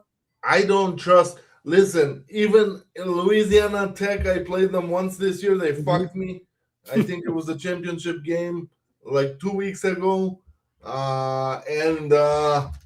They just I am not a proponent of athletic quarterbacks. The guys will know that. The guys and girls that listen to Pub Sports Radio, they will know this about me. And La Tech is that is their offense. And I would actually lean Coastal Carolina plus the 10 points. Because what the hell? You're giving me 1.5 scores with what I think is like we don't know who's gonna play in these bowl games. Well, we do know that Coastal Carolina, you're not a great team in general. 2 all-conference offensive linemen are out for this one. Oh well, see. Yeah, just Louisiana Tech has a very good run game, and Coastal Carolina is particularly weak on defense against the run. So maybe the team total over, is it at plus money? For Louisiana Tech, to get 29.5 at minus Good. 125. Take it. They'll score 30. Good. That's the way to make money. All right. I will do that. I'm going to take that. I'll make that official. Louisiana Tech, team total over, 29.5 minus 125. I'll actually shop around to see if I can get something a little bit better. I'm also going to look at some halftime soccer games while we're talking about the next one, which is soccer games. Okay, you ready? Tennessee and Illinois. You ready, Gorky? Oh, I'm on this one. Yeah. All right, Tennessee. Let me set it up. Let's go. Tennessee and Illinois. It's the Music City Bowl in Nashville, Tennessee. So again, Tennessee home state edge here, and Tennessee, of course, lost their last game of the season to awesome Vandy, blowout loss to their rival. Both these teams are hoping to make the playoffs this year, and they didn't. So it's kind of a disappointing year, I guess, for both of them. They both have 2 good quarterbacks, and both are expected to play here. And yeah, Tennessee, their quarterback is in, but their leading receiver is out. But I think that the guys who they're going to have at receiver are going to be fine. You're going to have a lot of guys out, but they're going to have guys replacing them who should be okay. Big thing here is that, Illinois' quarterback was prone to sacks this year, which is not good. And now his left tackle is opted out of this game. So that's daunting. A guy who was already sack prone and now doesn't have his top tackle out who declared for the draft. So I don't know. Maybe this sets up for Tennessee to roll. What do you think, Gorky? I think that this is a Tennessee spot. I think Illinois could hang with them because their quarterback and offense is good enough to do so. But at the end of the day, this is Tennessee. You're an SEC team basically playing at home. I know it's a couple of cities over or whatever the fuck, and but you're still in, your neck of the woods. Your crowd is gonna be 90% of the people there, and this is a pretty big bowl game, so it's not like a toilet bowl. No, it's not. The Music City Bowl, I remember when I was when I was younger, was a big deal. Like even when it wasn't part of the playoffs or whatever the hell the structure was, and when it was just 4 teams and even 2 teams, the Music City Bowl was pretty big. Yeah, the only issue here is just that it is sort of a disappointing spot for both of these teams, right? Yeah, that's why I say that I would give Illinois a chance. If this game was like a playoff game, Tennessee would rout them by 50. Because like I say every week, Pete, there are levels to this thing. Like that's why you're getting the line that you're getting 3, because guys are going to be out. Literally, this line should be 7 or more. Because Illinois is nowhere near the level of Tennessee in any world of college football. Right. I was thinking maybe about just a no-brainer overplay here. It does seem like Tennessee is going to be able to at least put up their team total. We'll see what the comment section has to say. Yeah, there you go. I'm sorry, go ahead. Aguilar is playing, right? Yeah. Okay. Yeah. And Bokma, whatever his name is, the Illinois guy. Saturated say, both their quarterbacks are in. The last that I said, Kripke says reverse line move says Illinois. Saturated likes Illinois, and wine time liking the over. He's saying this should be a track meet. I mean, that's what I was thinking as well. Liking the over 61, and it does seem to be yeah. Although the line is a reverse line move, it's now 3. I'm seeing 3. They opened this line up, I think, as Illinois being the favorite, but they thought that everybody was going to. I thought I saw. It depends what you count as the opening line. I thought I saw 2.5, and it's moved a little bit in Tennessee's favor, but I don't know. I was definitely leaning over. But I have this as part of a parlay, probably with the next game we're gonna talk about. All right. Okay. This and USC is a parlay for me. Okay, this is another one that's interesting. USC and TCU, the Alamo Bowl in San Antonio, Texas, of course. First line I saw was about 4.5, drop for USC, the favorite, dropped down to 3.5, and then as of yesterday, it was up to 6.5, and the total has taken a bit of a drop as well, 57.5 down to like 54.5 or 55. USC overall was subpar ATS on the year, and so was TCU, but then they closed with 2 very nice covers. A lot of offensive opt-outs for USC, but the replacements, might be good, and the quarterback is still there. And this as well is a very disappointing spot for USC. So not exactly sure how motivated they'll be here. Will they be motivated to like show everyone how good they are, or just not really care that much? And yeah, it's that's what you have to think about. And the TCU starting quarterback is out. He hit the transfer portal, but the replacement, who has been, the backup for a while, is going to get the start, and he's okay. And it might be a spot where he gets to shine. This is a tough one. I was thinking about the over, but again, the total has dropped about 3 points since the first opening I saw. So I'm not sure what to make this at all. What do you think, Gorky? Man, I would, you know what? First of all, let's break it down like this. TCU has the in-state bowl game, whatever, blah, blah, blah. But USC has the better offense, and the defense cannot get any worse, okay? And with Hoover being out and Mayava being in, I feel confident that USC will not embarrass themselves and lose to the purple college people eaters, okay? Because this is not Hoover. This is not the guy that we know can throw the ball. Mayava can get it done. The only reason that Illinois beat USC was that garbage defense. The linebackers were less mobile than myself. Mm-hmm. So that's a problem. So the defense cannot get any worse.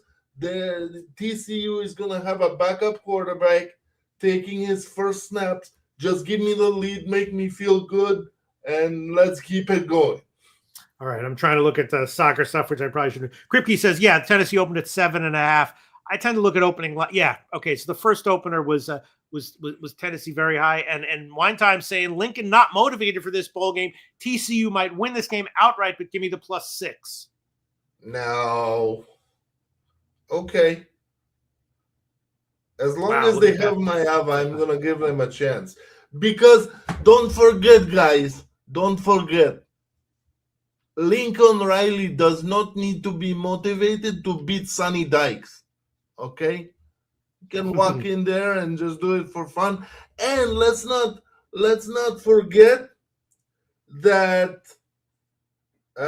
in their freshman season, Marvin Harrison Jr. from Ohio State also did not play until the meaningless bowl game against Utah.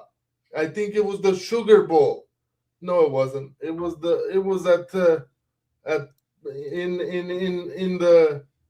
the Rose Bowl. In the Rose Bowl, yeah. So these bowl games are good for underclassmen that we have never seen before, with an experienced quarterback that might work out. Yeah, line is definitely moving towards TCU here. It's now down to 5 at one place, and the total has gone back up. It was like 54.5 yesterday. That's now, fine. I'm sorry. Go ahead. That's fine. That's fine. All right. So what's your pick here, Gorky? USC and Tennessee, Pete, for +108. I might take the over here, and leaning towards the TCU team total over as well. Let me review my notes here. All right, now I closed all my soccer shit. I'm not going to try to do soccer and host this friggin' show. Well, and then got college football at the same time. We can talk about soccer. We can talk about soccer. I have some leans. Wine time. Yeah, let me see. All right, I'm looking at the comments section here. Saturated said, honestly, I'm pretty sure Tennessee will beat my Illinois tonight, but I dispute Gorky's claims that it will be by 50. Probably a one-score game. No, it's not gonna be by 50, bro. You know me with my takes. Sometimes I believe in them, even when they, when I'm being stubborn. But I do believe that I'm on the right side in terms of passion. Well, Kong Slips personally will be on USC, better QB, more stable roster.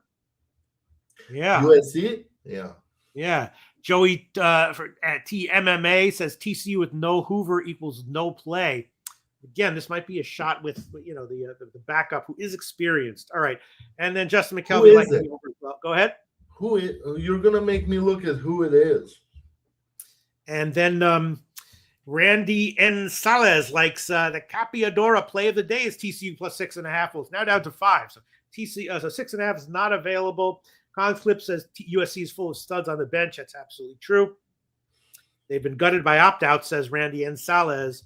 But doesn't matter, man. Next man up. Hey, meaningless bowl games are glorified spring practices. They give these guys an opportunity. Yeah. They give lower classmen, they give incoming players, freshmen, an opportunity to play in a game that's not practice. Right. It's giving you snaps that's going to make you better as a junior and a senior. Because when you walk in as a third-year player, as a junior in September, and you're taking snaps, you actually know what the hell you're doing, and you can step in and win and remember what winning the bowl game was like. So it's not meaningless, but it is meaningless if you're a senior. It is meaningless to play a bowl game. Right. Okay, well, Robert Cherry likes USC, Randy N. Salas, Premium Picks likes Illinois, and now it says USC also dealing with key defensive losses and have gone 1-4 against the spread away from home. It is true that USC overall on the year was definitely overvalued, as they often are. Subpar ATS. Go ahead. But I'm honestly more fading whoever the quarterback for TCU is. Let me check this out for a minute. It's Ken Seals. Yeah, see who? Okay, that's like me. He used to start for Vanderbilt. No, he's not. He's long term. He's not great, but one bowl game, he does have experience. Okay, but better than Mayava? No, I don't think so. Of course not. I just want the win here. I want it money line, so I don't care about the 5.5 points. All right. And I think I'm on the right side. That's all. Strong opinions on both sides. If you play of the day was on TCU. Wine Time Sports saying I think they might win outright, but I'll take the 6. And strong opinions on USC as well. Justin McKelvey liked me over, which is what I was thinking about as well. Officially, though, I'm going to pass. All right, now let's get to a really interesting one here. Iowa Vandy, right, in the ReliaQuest Bowl in Tampa, Florida. So both these teams are going to have to travel. Vandy, about a 6-point favorite. It all got down to 4. Now it's back up. A low total, as you would expect with an Iowa game. Still in the mid 40s, though. Iowa, excellent ATS most of the year. And Vandy, of course, we know, revelation. Diego Pavia, and he came in second to Heisman voting, so he'll be salty here. How much will he want to prove? How great he is in this game? Probably a lot. But Iowa's no slouch, especially defensively, especially against the run. They're going to be tough. And, I'm not exactly sure what I was thinking about this one. I was thinking maybe a shot with the under. Not exactly sure. It is a lot of points. I mean, Iowa is not a slouch of a team. I'll check right now where the line is right now, and you tell us what you think about this one, Gorky.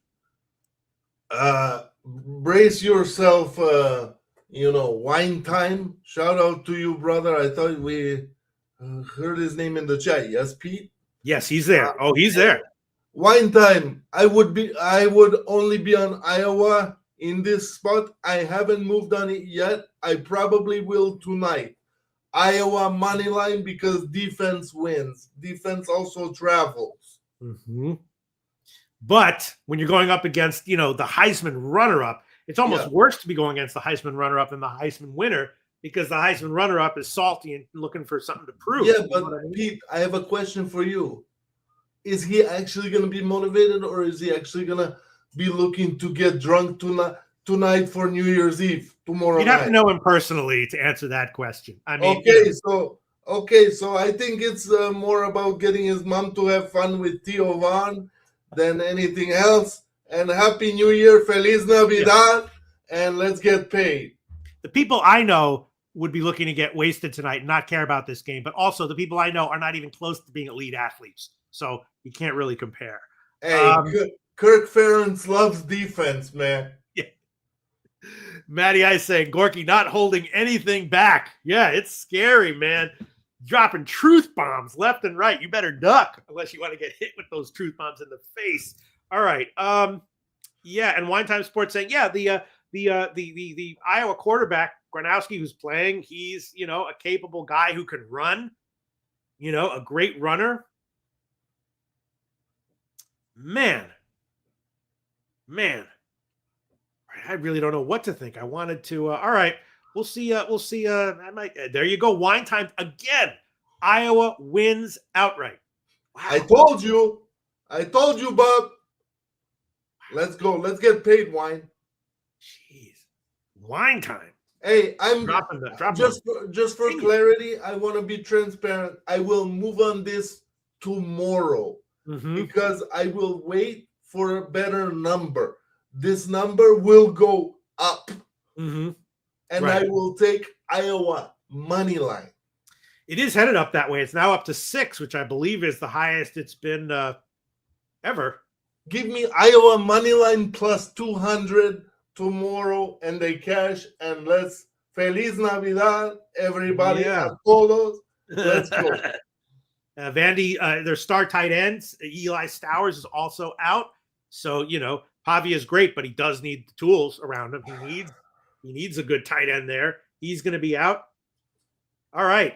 I'm leaning Iowa as well, even though it's just like as soon as Vanderbilt started to be good this year, that was a train I jumped on really fast. Bro, but I got everything there is to get out of teams like Vanderbilt, Tennessee, right. all of these people. I got it all. What does he have to play for? Nothing.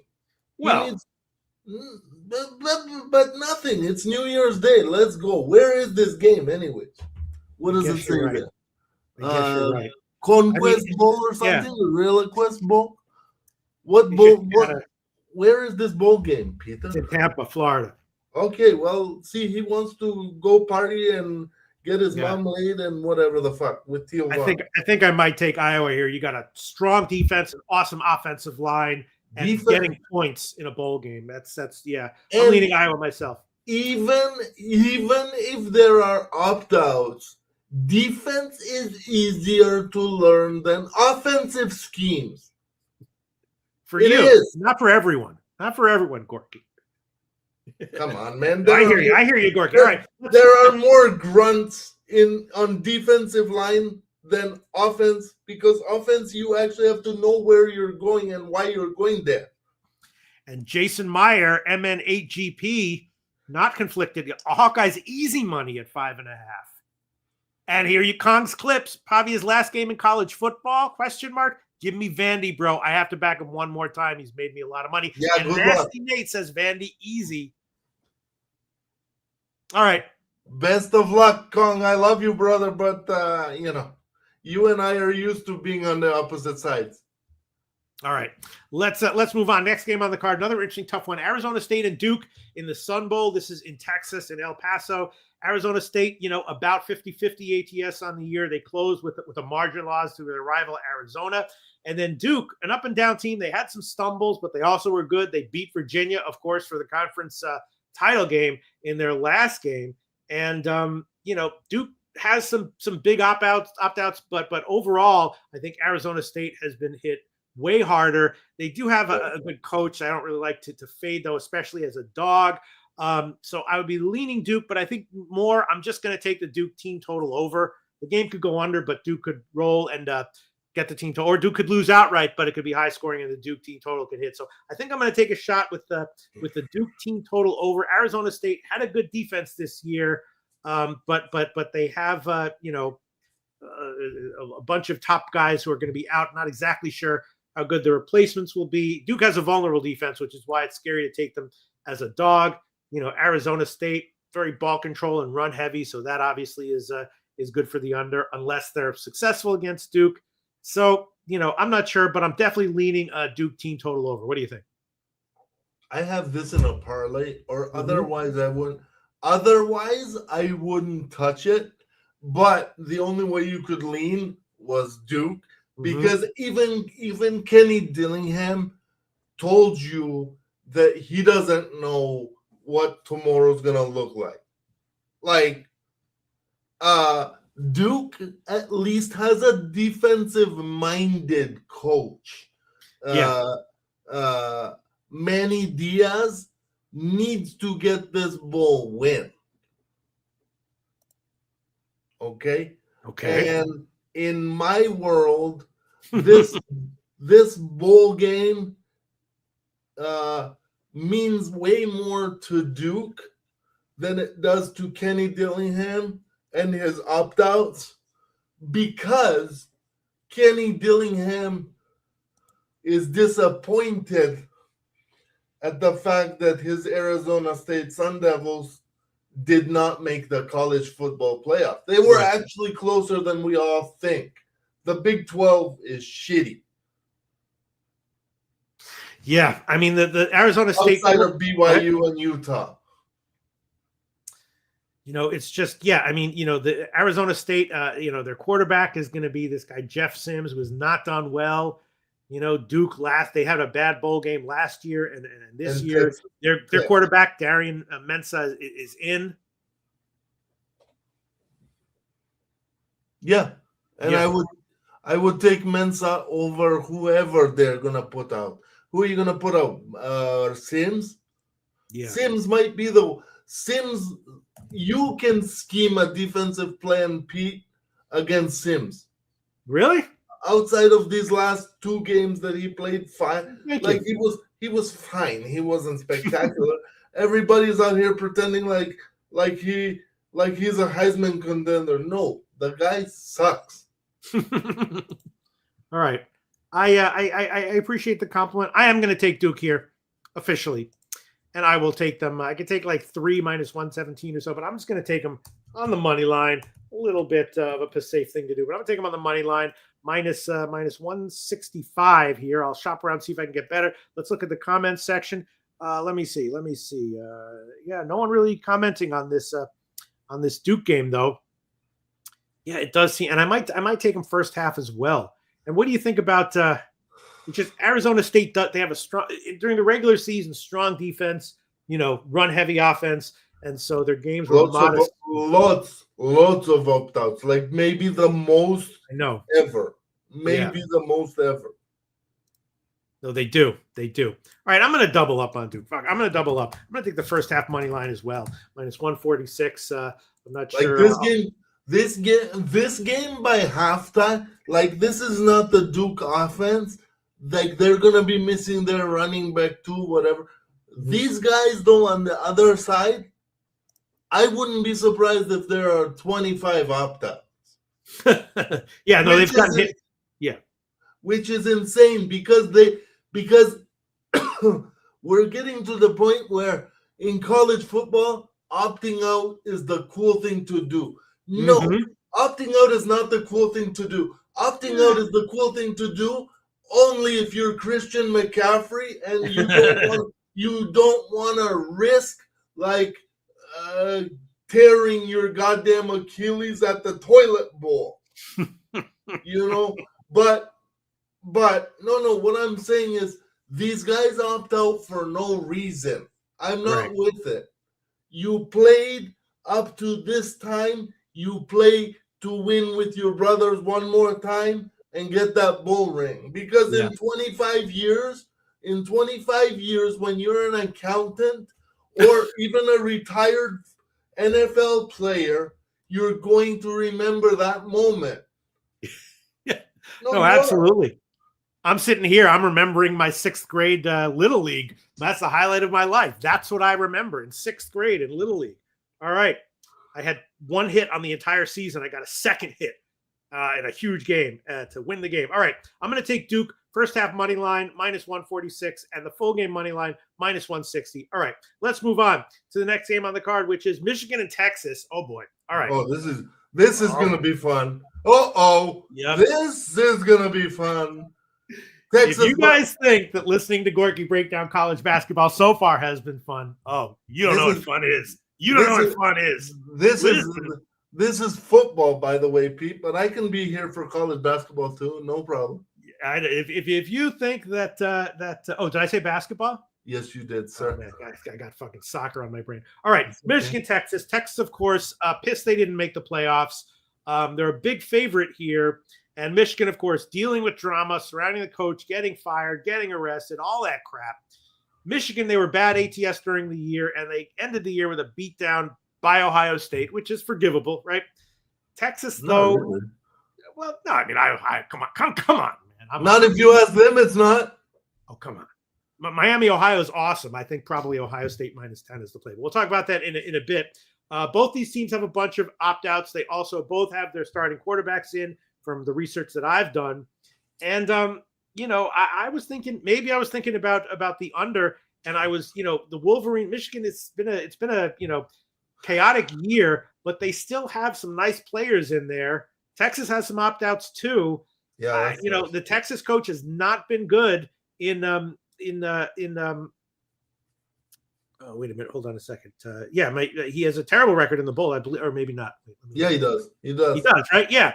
I was leaning Michigan with all the drama surrounding them. They still have some horses, a lot of horses on that roster. With all the opt-outs, they still got guys who are Michigan players replacing them. They're getting a whole bunch of points, a low total. I'm leaning under, and I'm leaning Michigan. Man, Texas, and more Texas. Come on. Hey, Texas, if you want to show everybody that you belong in the playoffs, go put 50 on Michigan, and I mean that from the bottom of my heart, because this is the playoff game that's not a playoff game. Mm-hmm. Now, am I saying Michigan's season was great? No, but you're still Michigan. Right. Having a quarterback for a second year in a row that is so as a passer, you know what I mean, is kind of embarrassing. I think that here you finally get to take the reins off of Arch Manning, and he is going to show everybody what the Manning name meant back in the late 90s and early 2000s and mid 2000s, when his uncles were winning Super Bowls left, right, and center, and Texas all day. Mm-hmm. Yeah, and here you go. Matty Ice, Michigan was average all year. 5 of their 6 captains are not playing. That tells me all I need to know. Okay, the line hasn't really moved though. It's still 7. It's still because they want you to bet. They want you to bet. If they put it at 10, you're gonna take Michigan all day long, right? Right. Okay. Yeah. On brand recognition. So it's a mental, it's mindfuckery is what it is. So you're like, who are you? So you're like in Texas here? Texas. Yeah. Yeah. Texas. All right. If the game goes the way you guys are thinking, then it's going to be like 35-7 or something like that. I'm thinking about the Michigan team total under. What do you think about that? Look, honestly, I don't like to fuck with under. Like, I don't like to fuck with team total unders, because then mid game I'm gonna be left there stranded with nothing to do. Okay. Always have the points in front of you for the get to the last snap of the game. It keeps the game. It keeps you engaged in the game. All right. Well, in that regard, I'm going to take a shot with it. Michigan team total under 20.5. minus 118. Oh, it's 20 and a half. Minus they're 118. they're not getting 3 touchdowns worth of points. No way. Right. Are you getting plus money for that? No, minus 118, but still, Okay.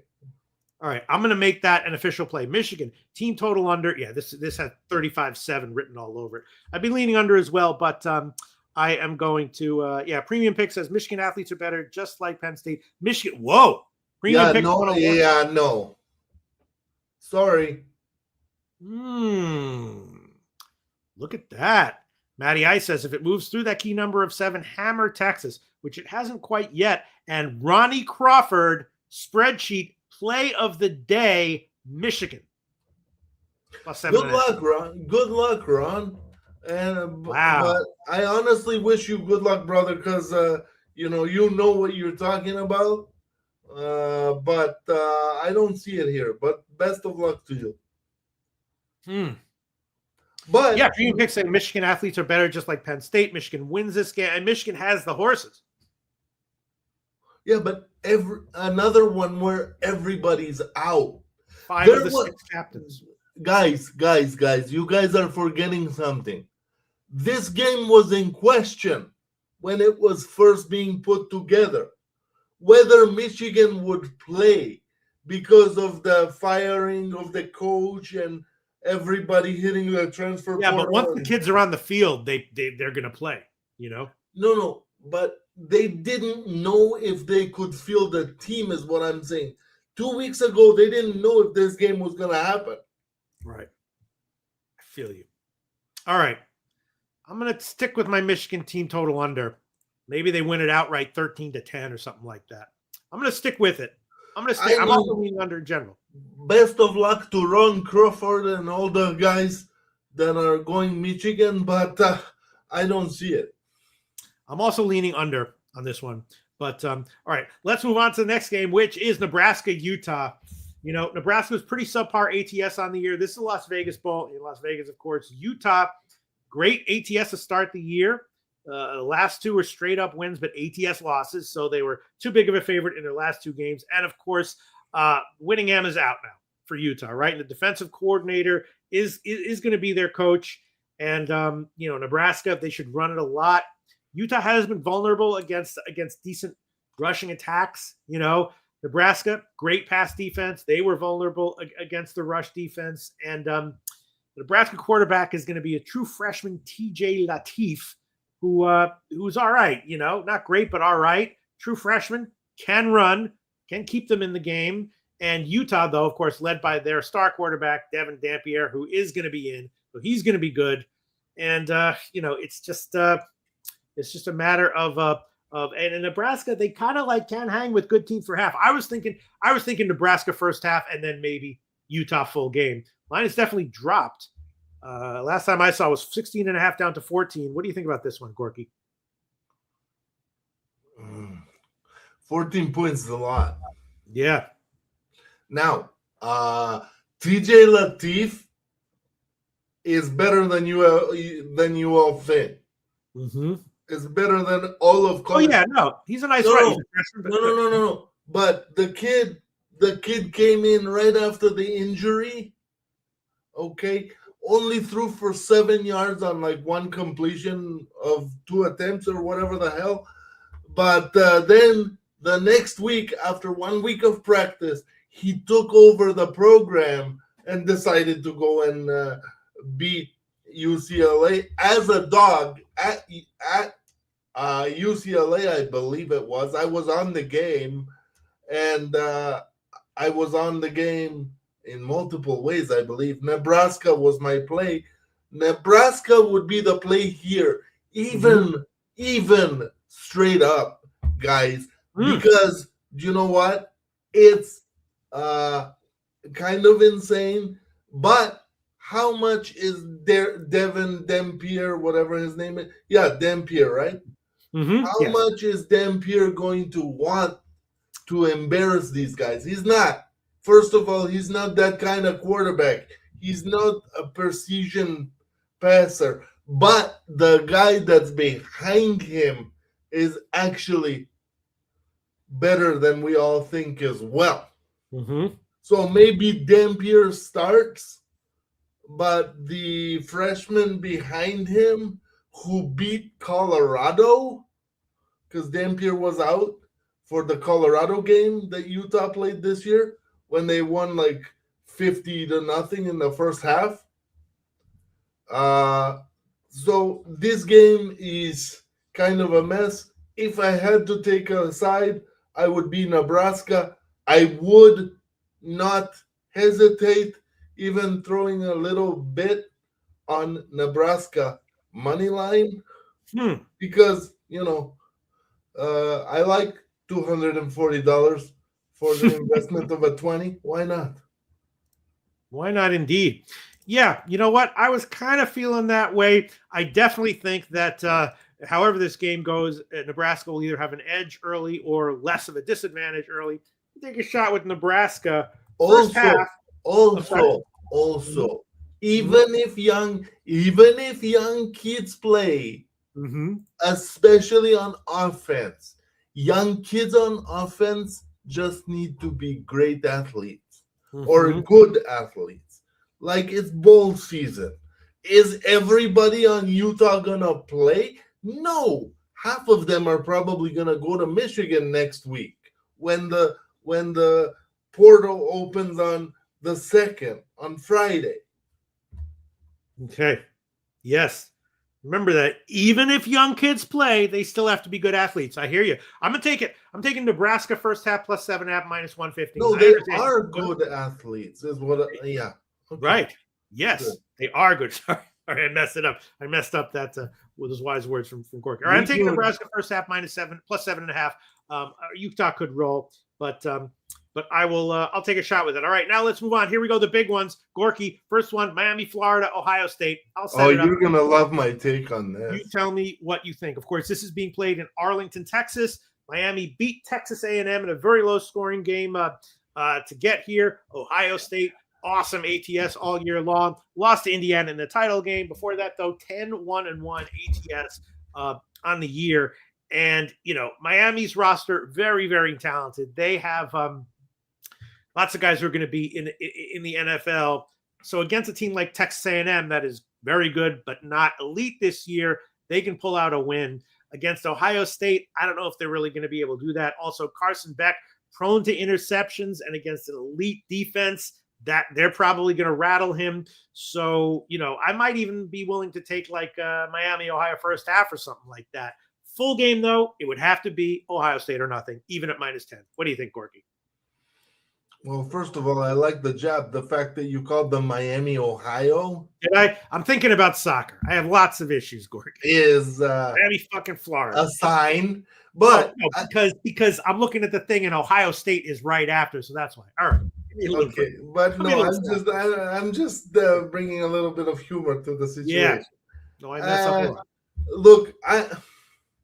Look, I'm taking a flyer, man.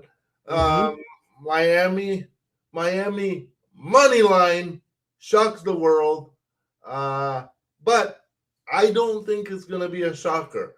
I actually was on Ohio State 3 different ways against Indiana. Indiana was the first team that Ohio State played, and Indiana suffocated Ohio State. So that tells me that Ryan Day, I have always thought that Ryan Day as a head coach has his flaws as a head coach. He is not, in my world and definition of the word, a head coach, leader of men, CEO type of guy for Ohio State. For a Miami, Ohio program, sure, you can go be great. Go be great. Win the MAC, Ryan Day. But I think here, defense is going to travel. Jeremiah Smith does give Ohio State a great advantage, but is he going to score 4 touchdowns? Not if the defensive line of Miami has their way with an overrated offensive line of Ohio State. Oh, overrated. Okay. Defense travels. Give me Miami money line plus what was it? 200? Yeah. I believe it was. Yes. It's now down to 9 though, so I guess that's not super surprising. My thought is that if I was going to take Miami, 250 plus 250. Yeah, my thought is if I was going to take Miami, I would definitely take them in the first half. This is one of those classic games where, like, an elite team is playing an awesome team, and it's like tied going into like the end of the third quarter, and then the elite team in the fourth quarter pulls away. I'm just worried about Carson Beck going up against a defense like this. You know what I mean? See, I'm not. I think that I think that defense travels. I think that Carson Beck does have his issues, but Carson Beck also does have the experience of being a backup, of being 24 years old, 23, 24 years old, and being a part of the 2 times national championship Georgia back-to-back run with Stetson Bennett, right? Mm-hmm. But it's true, he didn't start this and that. But guess what? Everybody's journey needs to start somewhere. Ohio State this year failed the one and only time they played a team that was on their level. I believe that the defense of Miami suffocates Julian Sayin, and unless Jeremiah Smith does it all, which is very possible, I think that Miami gets it done in a close game. Yes, I hear you. I might take the first half under here and like Miami first half, and then Ohio State late. Let's see what people in the comments section are saying. Kripke says Miami suffocated Texas A&M offense. Yeah. But Julian, okay, I'm gonna level set with you guys here. Julian Sayin is a little bit better, a level better than Marcel Reed as a pocket passer. Obviously, that's why the guy is the Heisman. But all that shit is out the window. Defense travels. Where's this game at? Miami, someplace, right? Florida. This one is it's in Arlington, Texas. Texas. Okay. So listen, it's a true neutral site game. It's a true neutral site game. The better defense is going to win. Defense wins 97% of the time for me. And when I say for me, I mean I base my handicapping on defenses in football, because if you can get the stop, the scoring part will take care of itself. Yeah. All right. I'm kind of leaning Ohio State full game, but I will make 2 plays official. Miami, Florida, first half +6 -115, and the first half under 20.5 -115. Those are both very, very borderline, but I will make them. I'll make them both official. Let me see if I can find something better. All right, let's glance the comment section, and then let's move on. All right, next game on the card. Here we go. Oregon, Texas Tech.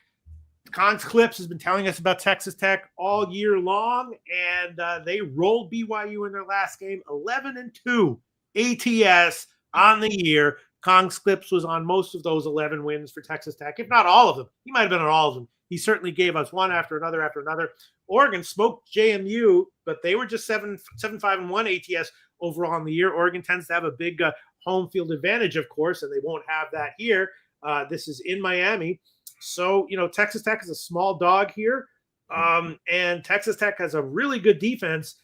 It looks like the market's moving a little bit in Oregon's favor. I was thinking Texas Tech just because of what Con Flips has told about them all year. Great defense. I was thinking Oregon team total under as well. What do you think about this one, Gorky? I have this as part of a parlay with Georgia, Oregon, Georgia money line. A parlay for me, but I wouldn't be surprised if Texas Tech's defense wins this game, only based on the fact that I have to be true to myself and say that defense wins. But what you are kind of not paying attention to, through no fault of our own, Pete, and when I say you, I mean everybody, is the fact that Texas basically out of conference played absolutely nobody.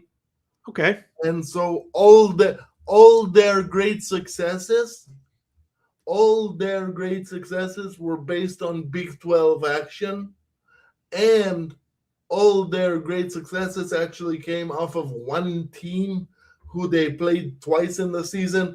That's my BYU Cougars. We are where we are what we are.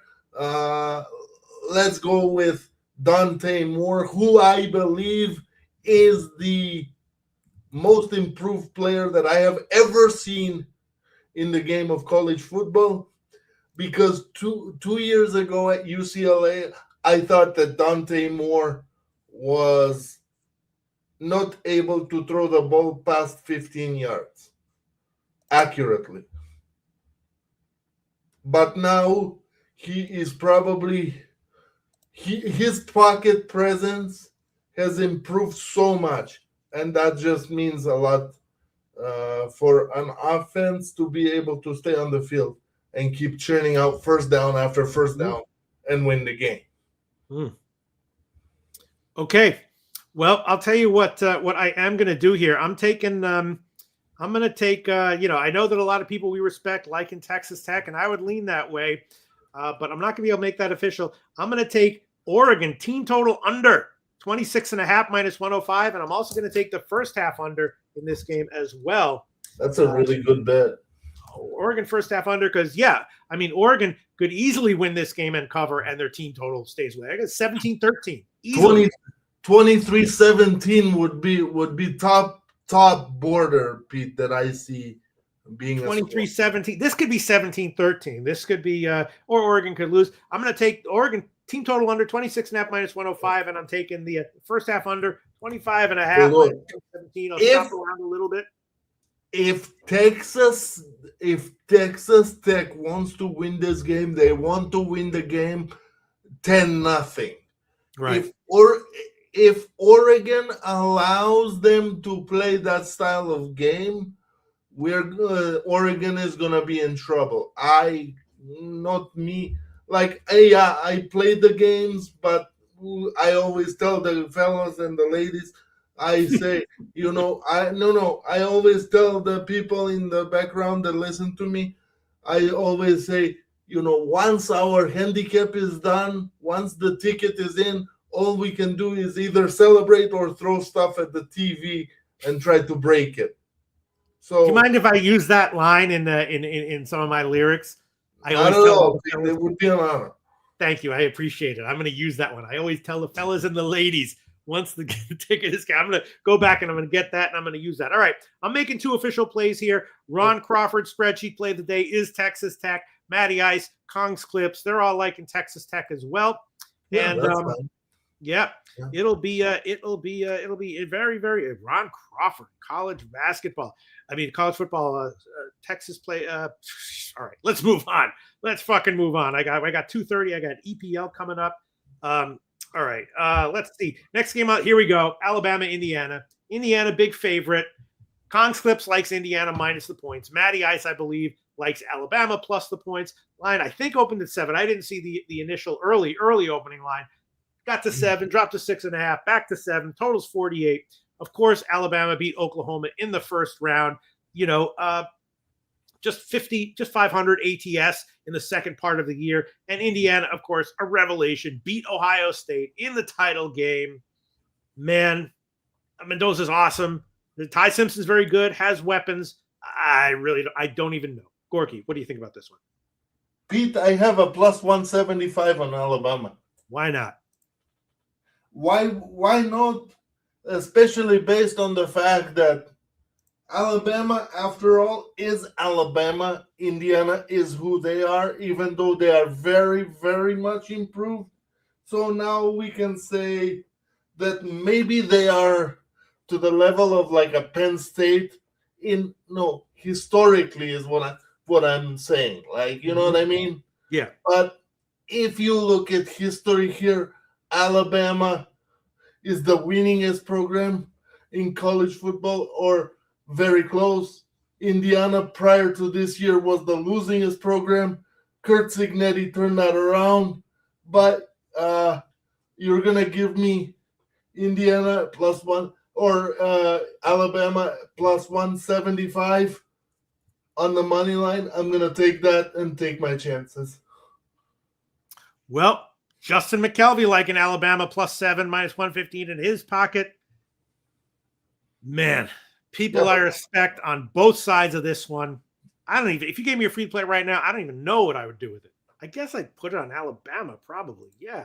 Alabama money line would be a free play. Yeah. I mean, 7, that's a hell of a lot of points. You're sure Indiana's better. Maybe Indiana's significantly better, but 7 points better on a neutral. Are they though? On a 7 points better on a neutral. Maybe they are. I just don't personally know what to think. It's possible they are. The line is there. It hasn't moved. I'm gonna say something half nuts, but no, you're gonna hear it and then you're gonna be like, yeah, that was a little bit nuts. I don't think anyone against anybody in college football is a touchdown better, Pete. Because from year to year, we never know who is gonna be where. Especially now with the transfer portal, you never know. All these guys came from lower levels of football. They came from JMU with Signetti. All these guys who are in Indiana now, their left tackle is a transfer from Ohio State that was a third stringer at Ohio State. Like, Alabama still gets the best recruits in the SEC, Pete. They're still Alabama. Look, if you're a college football team and you got the Heisman Trophy winner on your team, you're probably a pretty decent team. And defensively, Indiana has great defensive numbers. I mean, you can talk about who they played and how they're likely to do here, but, you know, they've got some incredible defensive numbers as well. If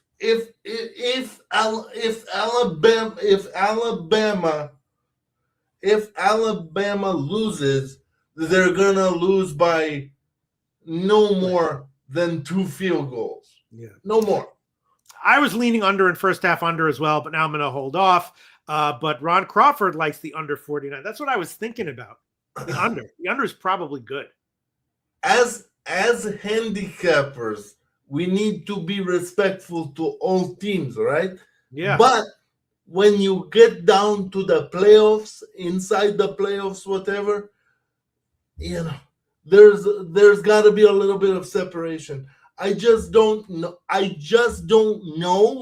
If all of America is going to allow for some team that rose up through the transfer portal by the grace of God, that Kurt Signetti came to their program and brought his kids from JMU. It's going to be a national championship true contender, Pete. Like, don't look at those numbers. That number 1 and number 9 doesn't mean anything once you get on the field. I'm also seeing rain in the forecast in California. I don't know how hard that rain is going to be and how strong the winds are going to be. All right, I guess I'm going to just have to hold off for now. I'm going to have to hold. They're giving you 7 points with. Listen, I'm the first one to He's the fucking Heisman Trophy winner, for Christ's sake. Yeah, but Pete,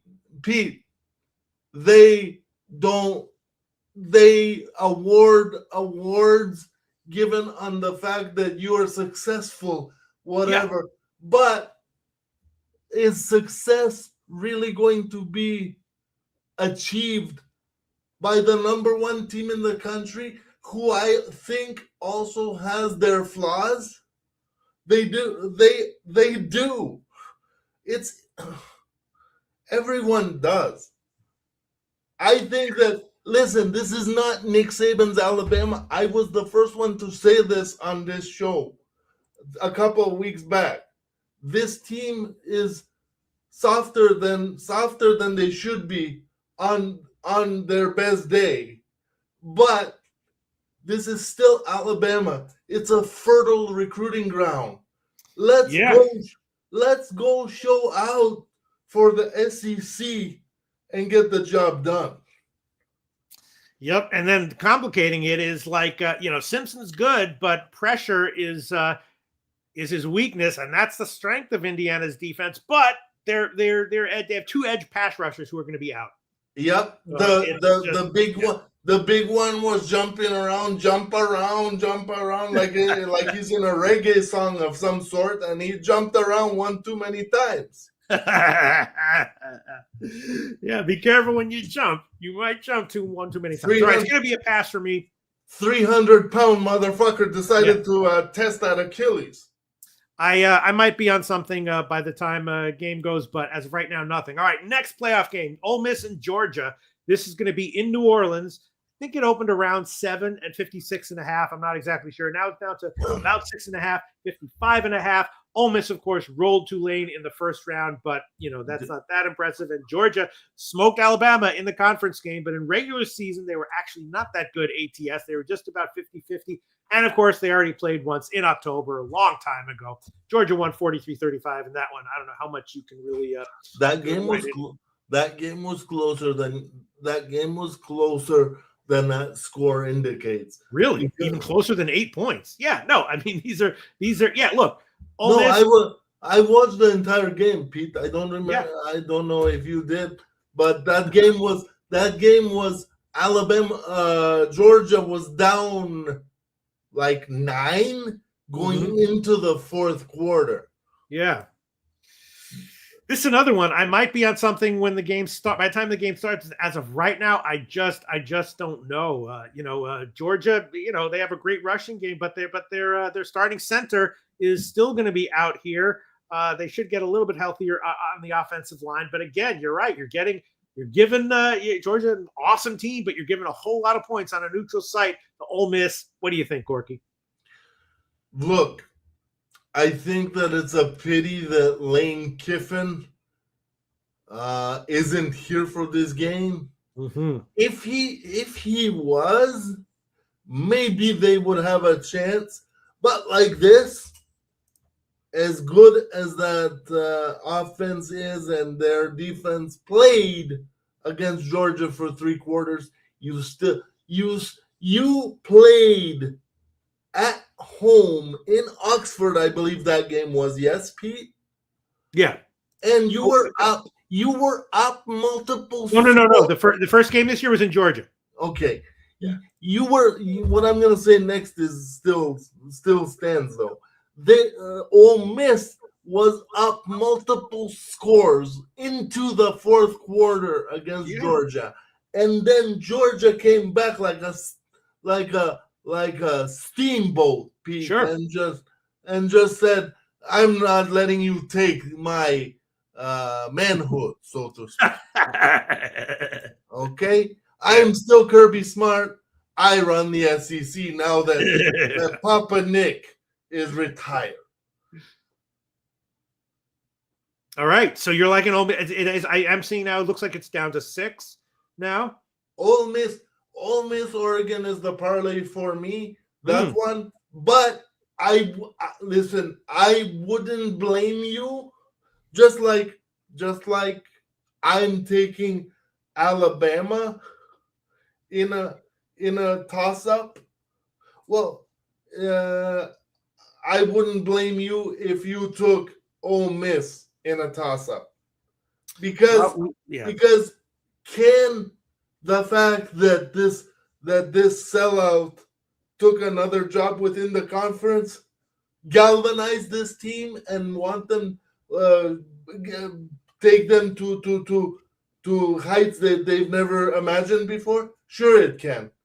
I wouldn't blame you if you're on Ole Miss money line at all. Anyone in the chat? Yeah. It's people in the comments section going back and forth. Steve G says dogs in a roll. Kirby will outcoach. Defense is the real deal. Dizzy Donut. I will take Ole Miss here, but UGA is elite. He's saying that So why? So that doesn't mean okay. I just said what I said, but and then he says because he's saying because 6.5 is too much. Oh, he's taking the points. Yeah. Okay, I respect that. Okay. And you know what I think I'm going to do? I mean, like Lane Kiffin being gone is a good thing, right? It's a great thing. Well, according to the fact that they told him to kick rocks, I love it. Yeah. I love it. Because you know what? It would have been completely different if you went, I'm taking the Miami job in the ACC. He would have still coached the playoffs. The athletic director didn't want to have this snake poisoning his program while at the same time looking to the future. Like, and I love the fact that they named the DC the head coach, like for the actual head coaching role, like going forward, like into next year. This guy is gonna do great things because the players, they also love him. Yeah, in a big game like this is when it really matters. That Kiffin's gone. Yeah, because I would listen. If I'm Lane Kiffin, I probably would have taken the job too. But you know what? I would have made them wait until next year to hire me. All right. I'm taking Ole Miss first half +4 -105. Another official play here. Ole Miss first half +4 -105. All right, let's move on. Gorky, you ready? I'm more than ready, Pete. I got to keep a brisk pace here. Rice and Texas State Armed Forces Bowl in Texas. Both these teams, of course, are located in Texas. Rice, 4 of their last 6 games of the regular season were blowout losses. Texas State, their last 3 games were blowout wins. And it just looks like Rice is outmatched here. Texas State laying a big number, though, opened around 11.5 or so, got up to 14.5, and now I'm going to check where it is. But obviously, Texas State should be a good, big favorite. How big? I'm not sure. And it is now, 14.5. What do you think, Corky? I think I think there's no reason to talk about this game. I think if there's a way for you guys to get plus money on Texas State, you do that. Otherwise, don't even play this game. Watch this game. Don't do anything with it. Well, money. Rice, of course, very run heavy, and their quarterback is going to be out. So their offense is going to be inexperienced. I mean, who knows what's going to happen? But it's not looking good on paper for Rice. Texas State has a mobile quarterback who is going to be playing. A talent gap. I'm thinking that this might be just smash and grab with Texas State here. I might add it on here. Yeah, no, it's not going to be a play that I'm looking to make, Pete. No? All right. Well, I will. I'm going to add on at least one official play on that one while we talk about the next game, which is another interesting one. Navy and Cincinnati, the Liberty Bowl in Memphis, Tennessee, opened about 7. Now it's up to about 7.5. Totals up to about 55 right now. Navy, terrible ATS to start the year, but they closed with 2 impressive straight-up dog wins. And then, of course, they beat Army straight up. They didn't cover, but they did beat Army. Cincinnati started great, but they closed with 4 bad ATS losses, and their quarterback is going to be out. Navy's going to have most of their guys in. They're going to fight. The Service Academy teams tend to do well in bowl games. I'm got to be leaning Navy, and probably Navy team total over as well. They probably should be able to run all over Cincinnati. What do you think here, Gorky? Look,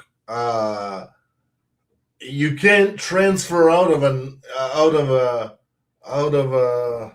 service academy. Out of a service academy school, right? So there is no such thing as a transfer portal. Right. But this is why I respect these service academies, because you know what? They are the actual heroes. Give me Navy by as many as they want. Since I will give you a crazy take though. Cincinnati doesn't score over 15 points in this game. Mm-hmm. All right. Well, I'm definitely going to add on the Navy team total over 30.5 minus 113. And I think I might want a Navy, -7 or first half. Navy defense is suffocating. Yeah. With a quarterback that's like, haha, I've never played before. I don't know if I want to go sacrifice that poor kid. Yeah. No, I hear you. I might add on a few other plays just to pad my. You know what? I will take. I'll take Navy first half -3 minus 128. Is that what we got? First half -3 minus 128. Yep. And I might add on the full game as well. Quickly glance at the comments. Up. Kong Slips is on Miami plus 10.5. Oregon team total under 27.5. I'm on that one. Sprinkle on the money line, Kong, brother. And Ole Miss. All right. Next game on the card is Arizona SMU Holiday Bowl in San Diego. This is a tough one.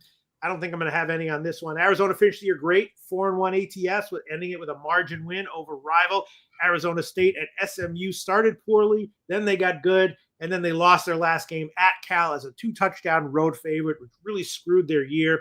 They pass a lot. They have a bad pass defense. In a shootout, SMU probably loses. They did beat Miami this year, so there's that. I would have to be leaning Arizona here, although it looks like the line's moved in SMU's favor. But as of right now, I'd have to be leaning Arizona. I agree with you. Let's move on. No, seriously. All right. All right. I might make Arizona official. I'll think about it. It would.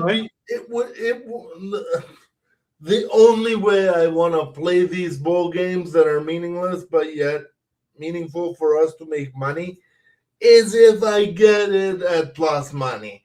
So if there is a way on your books to get Arizona at plus money, whether it's first half, first quarter, double result, whatever the hell it is, something to do with Arizona, I think they're the side. I don't think SMU's quarterback is playing, right? Wait, let me see my notes. Yeah, he's let me see. Yeah, I believe he is out. Yes. Okay. So Arizona or nothing. All right. And only play it if it gives you a reason to watch the game, an incentive to watch the game. Incentive is plus money, ladies and gentlemen.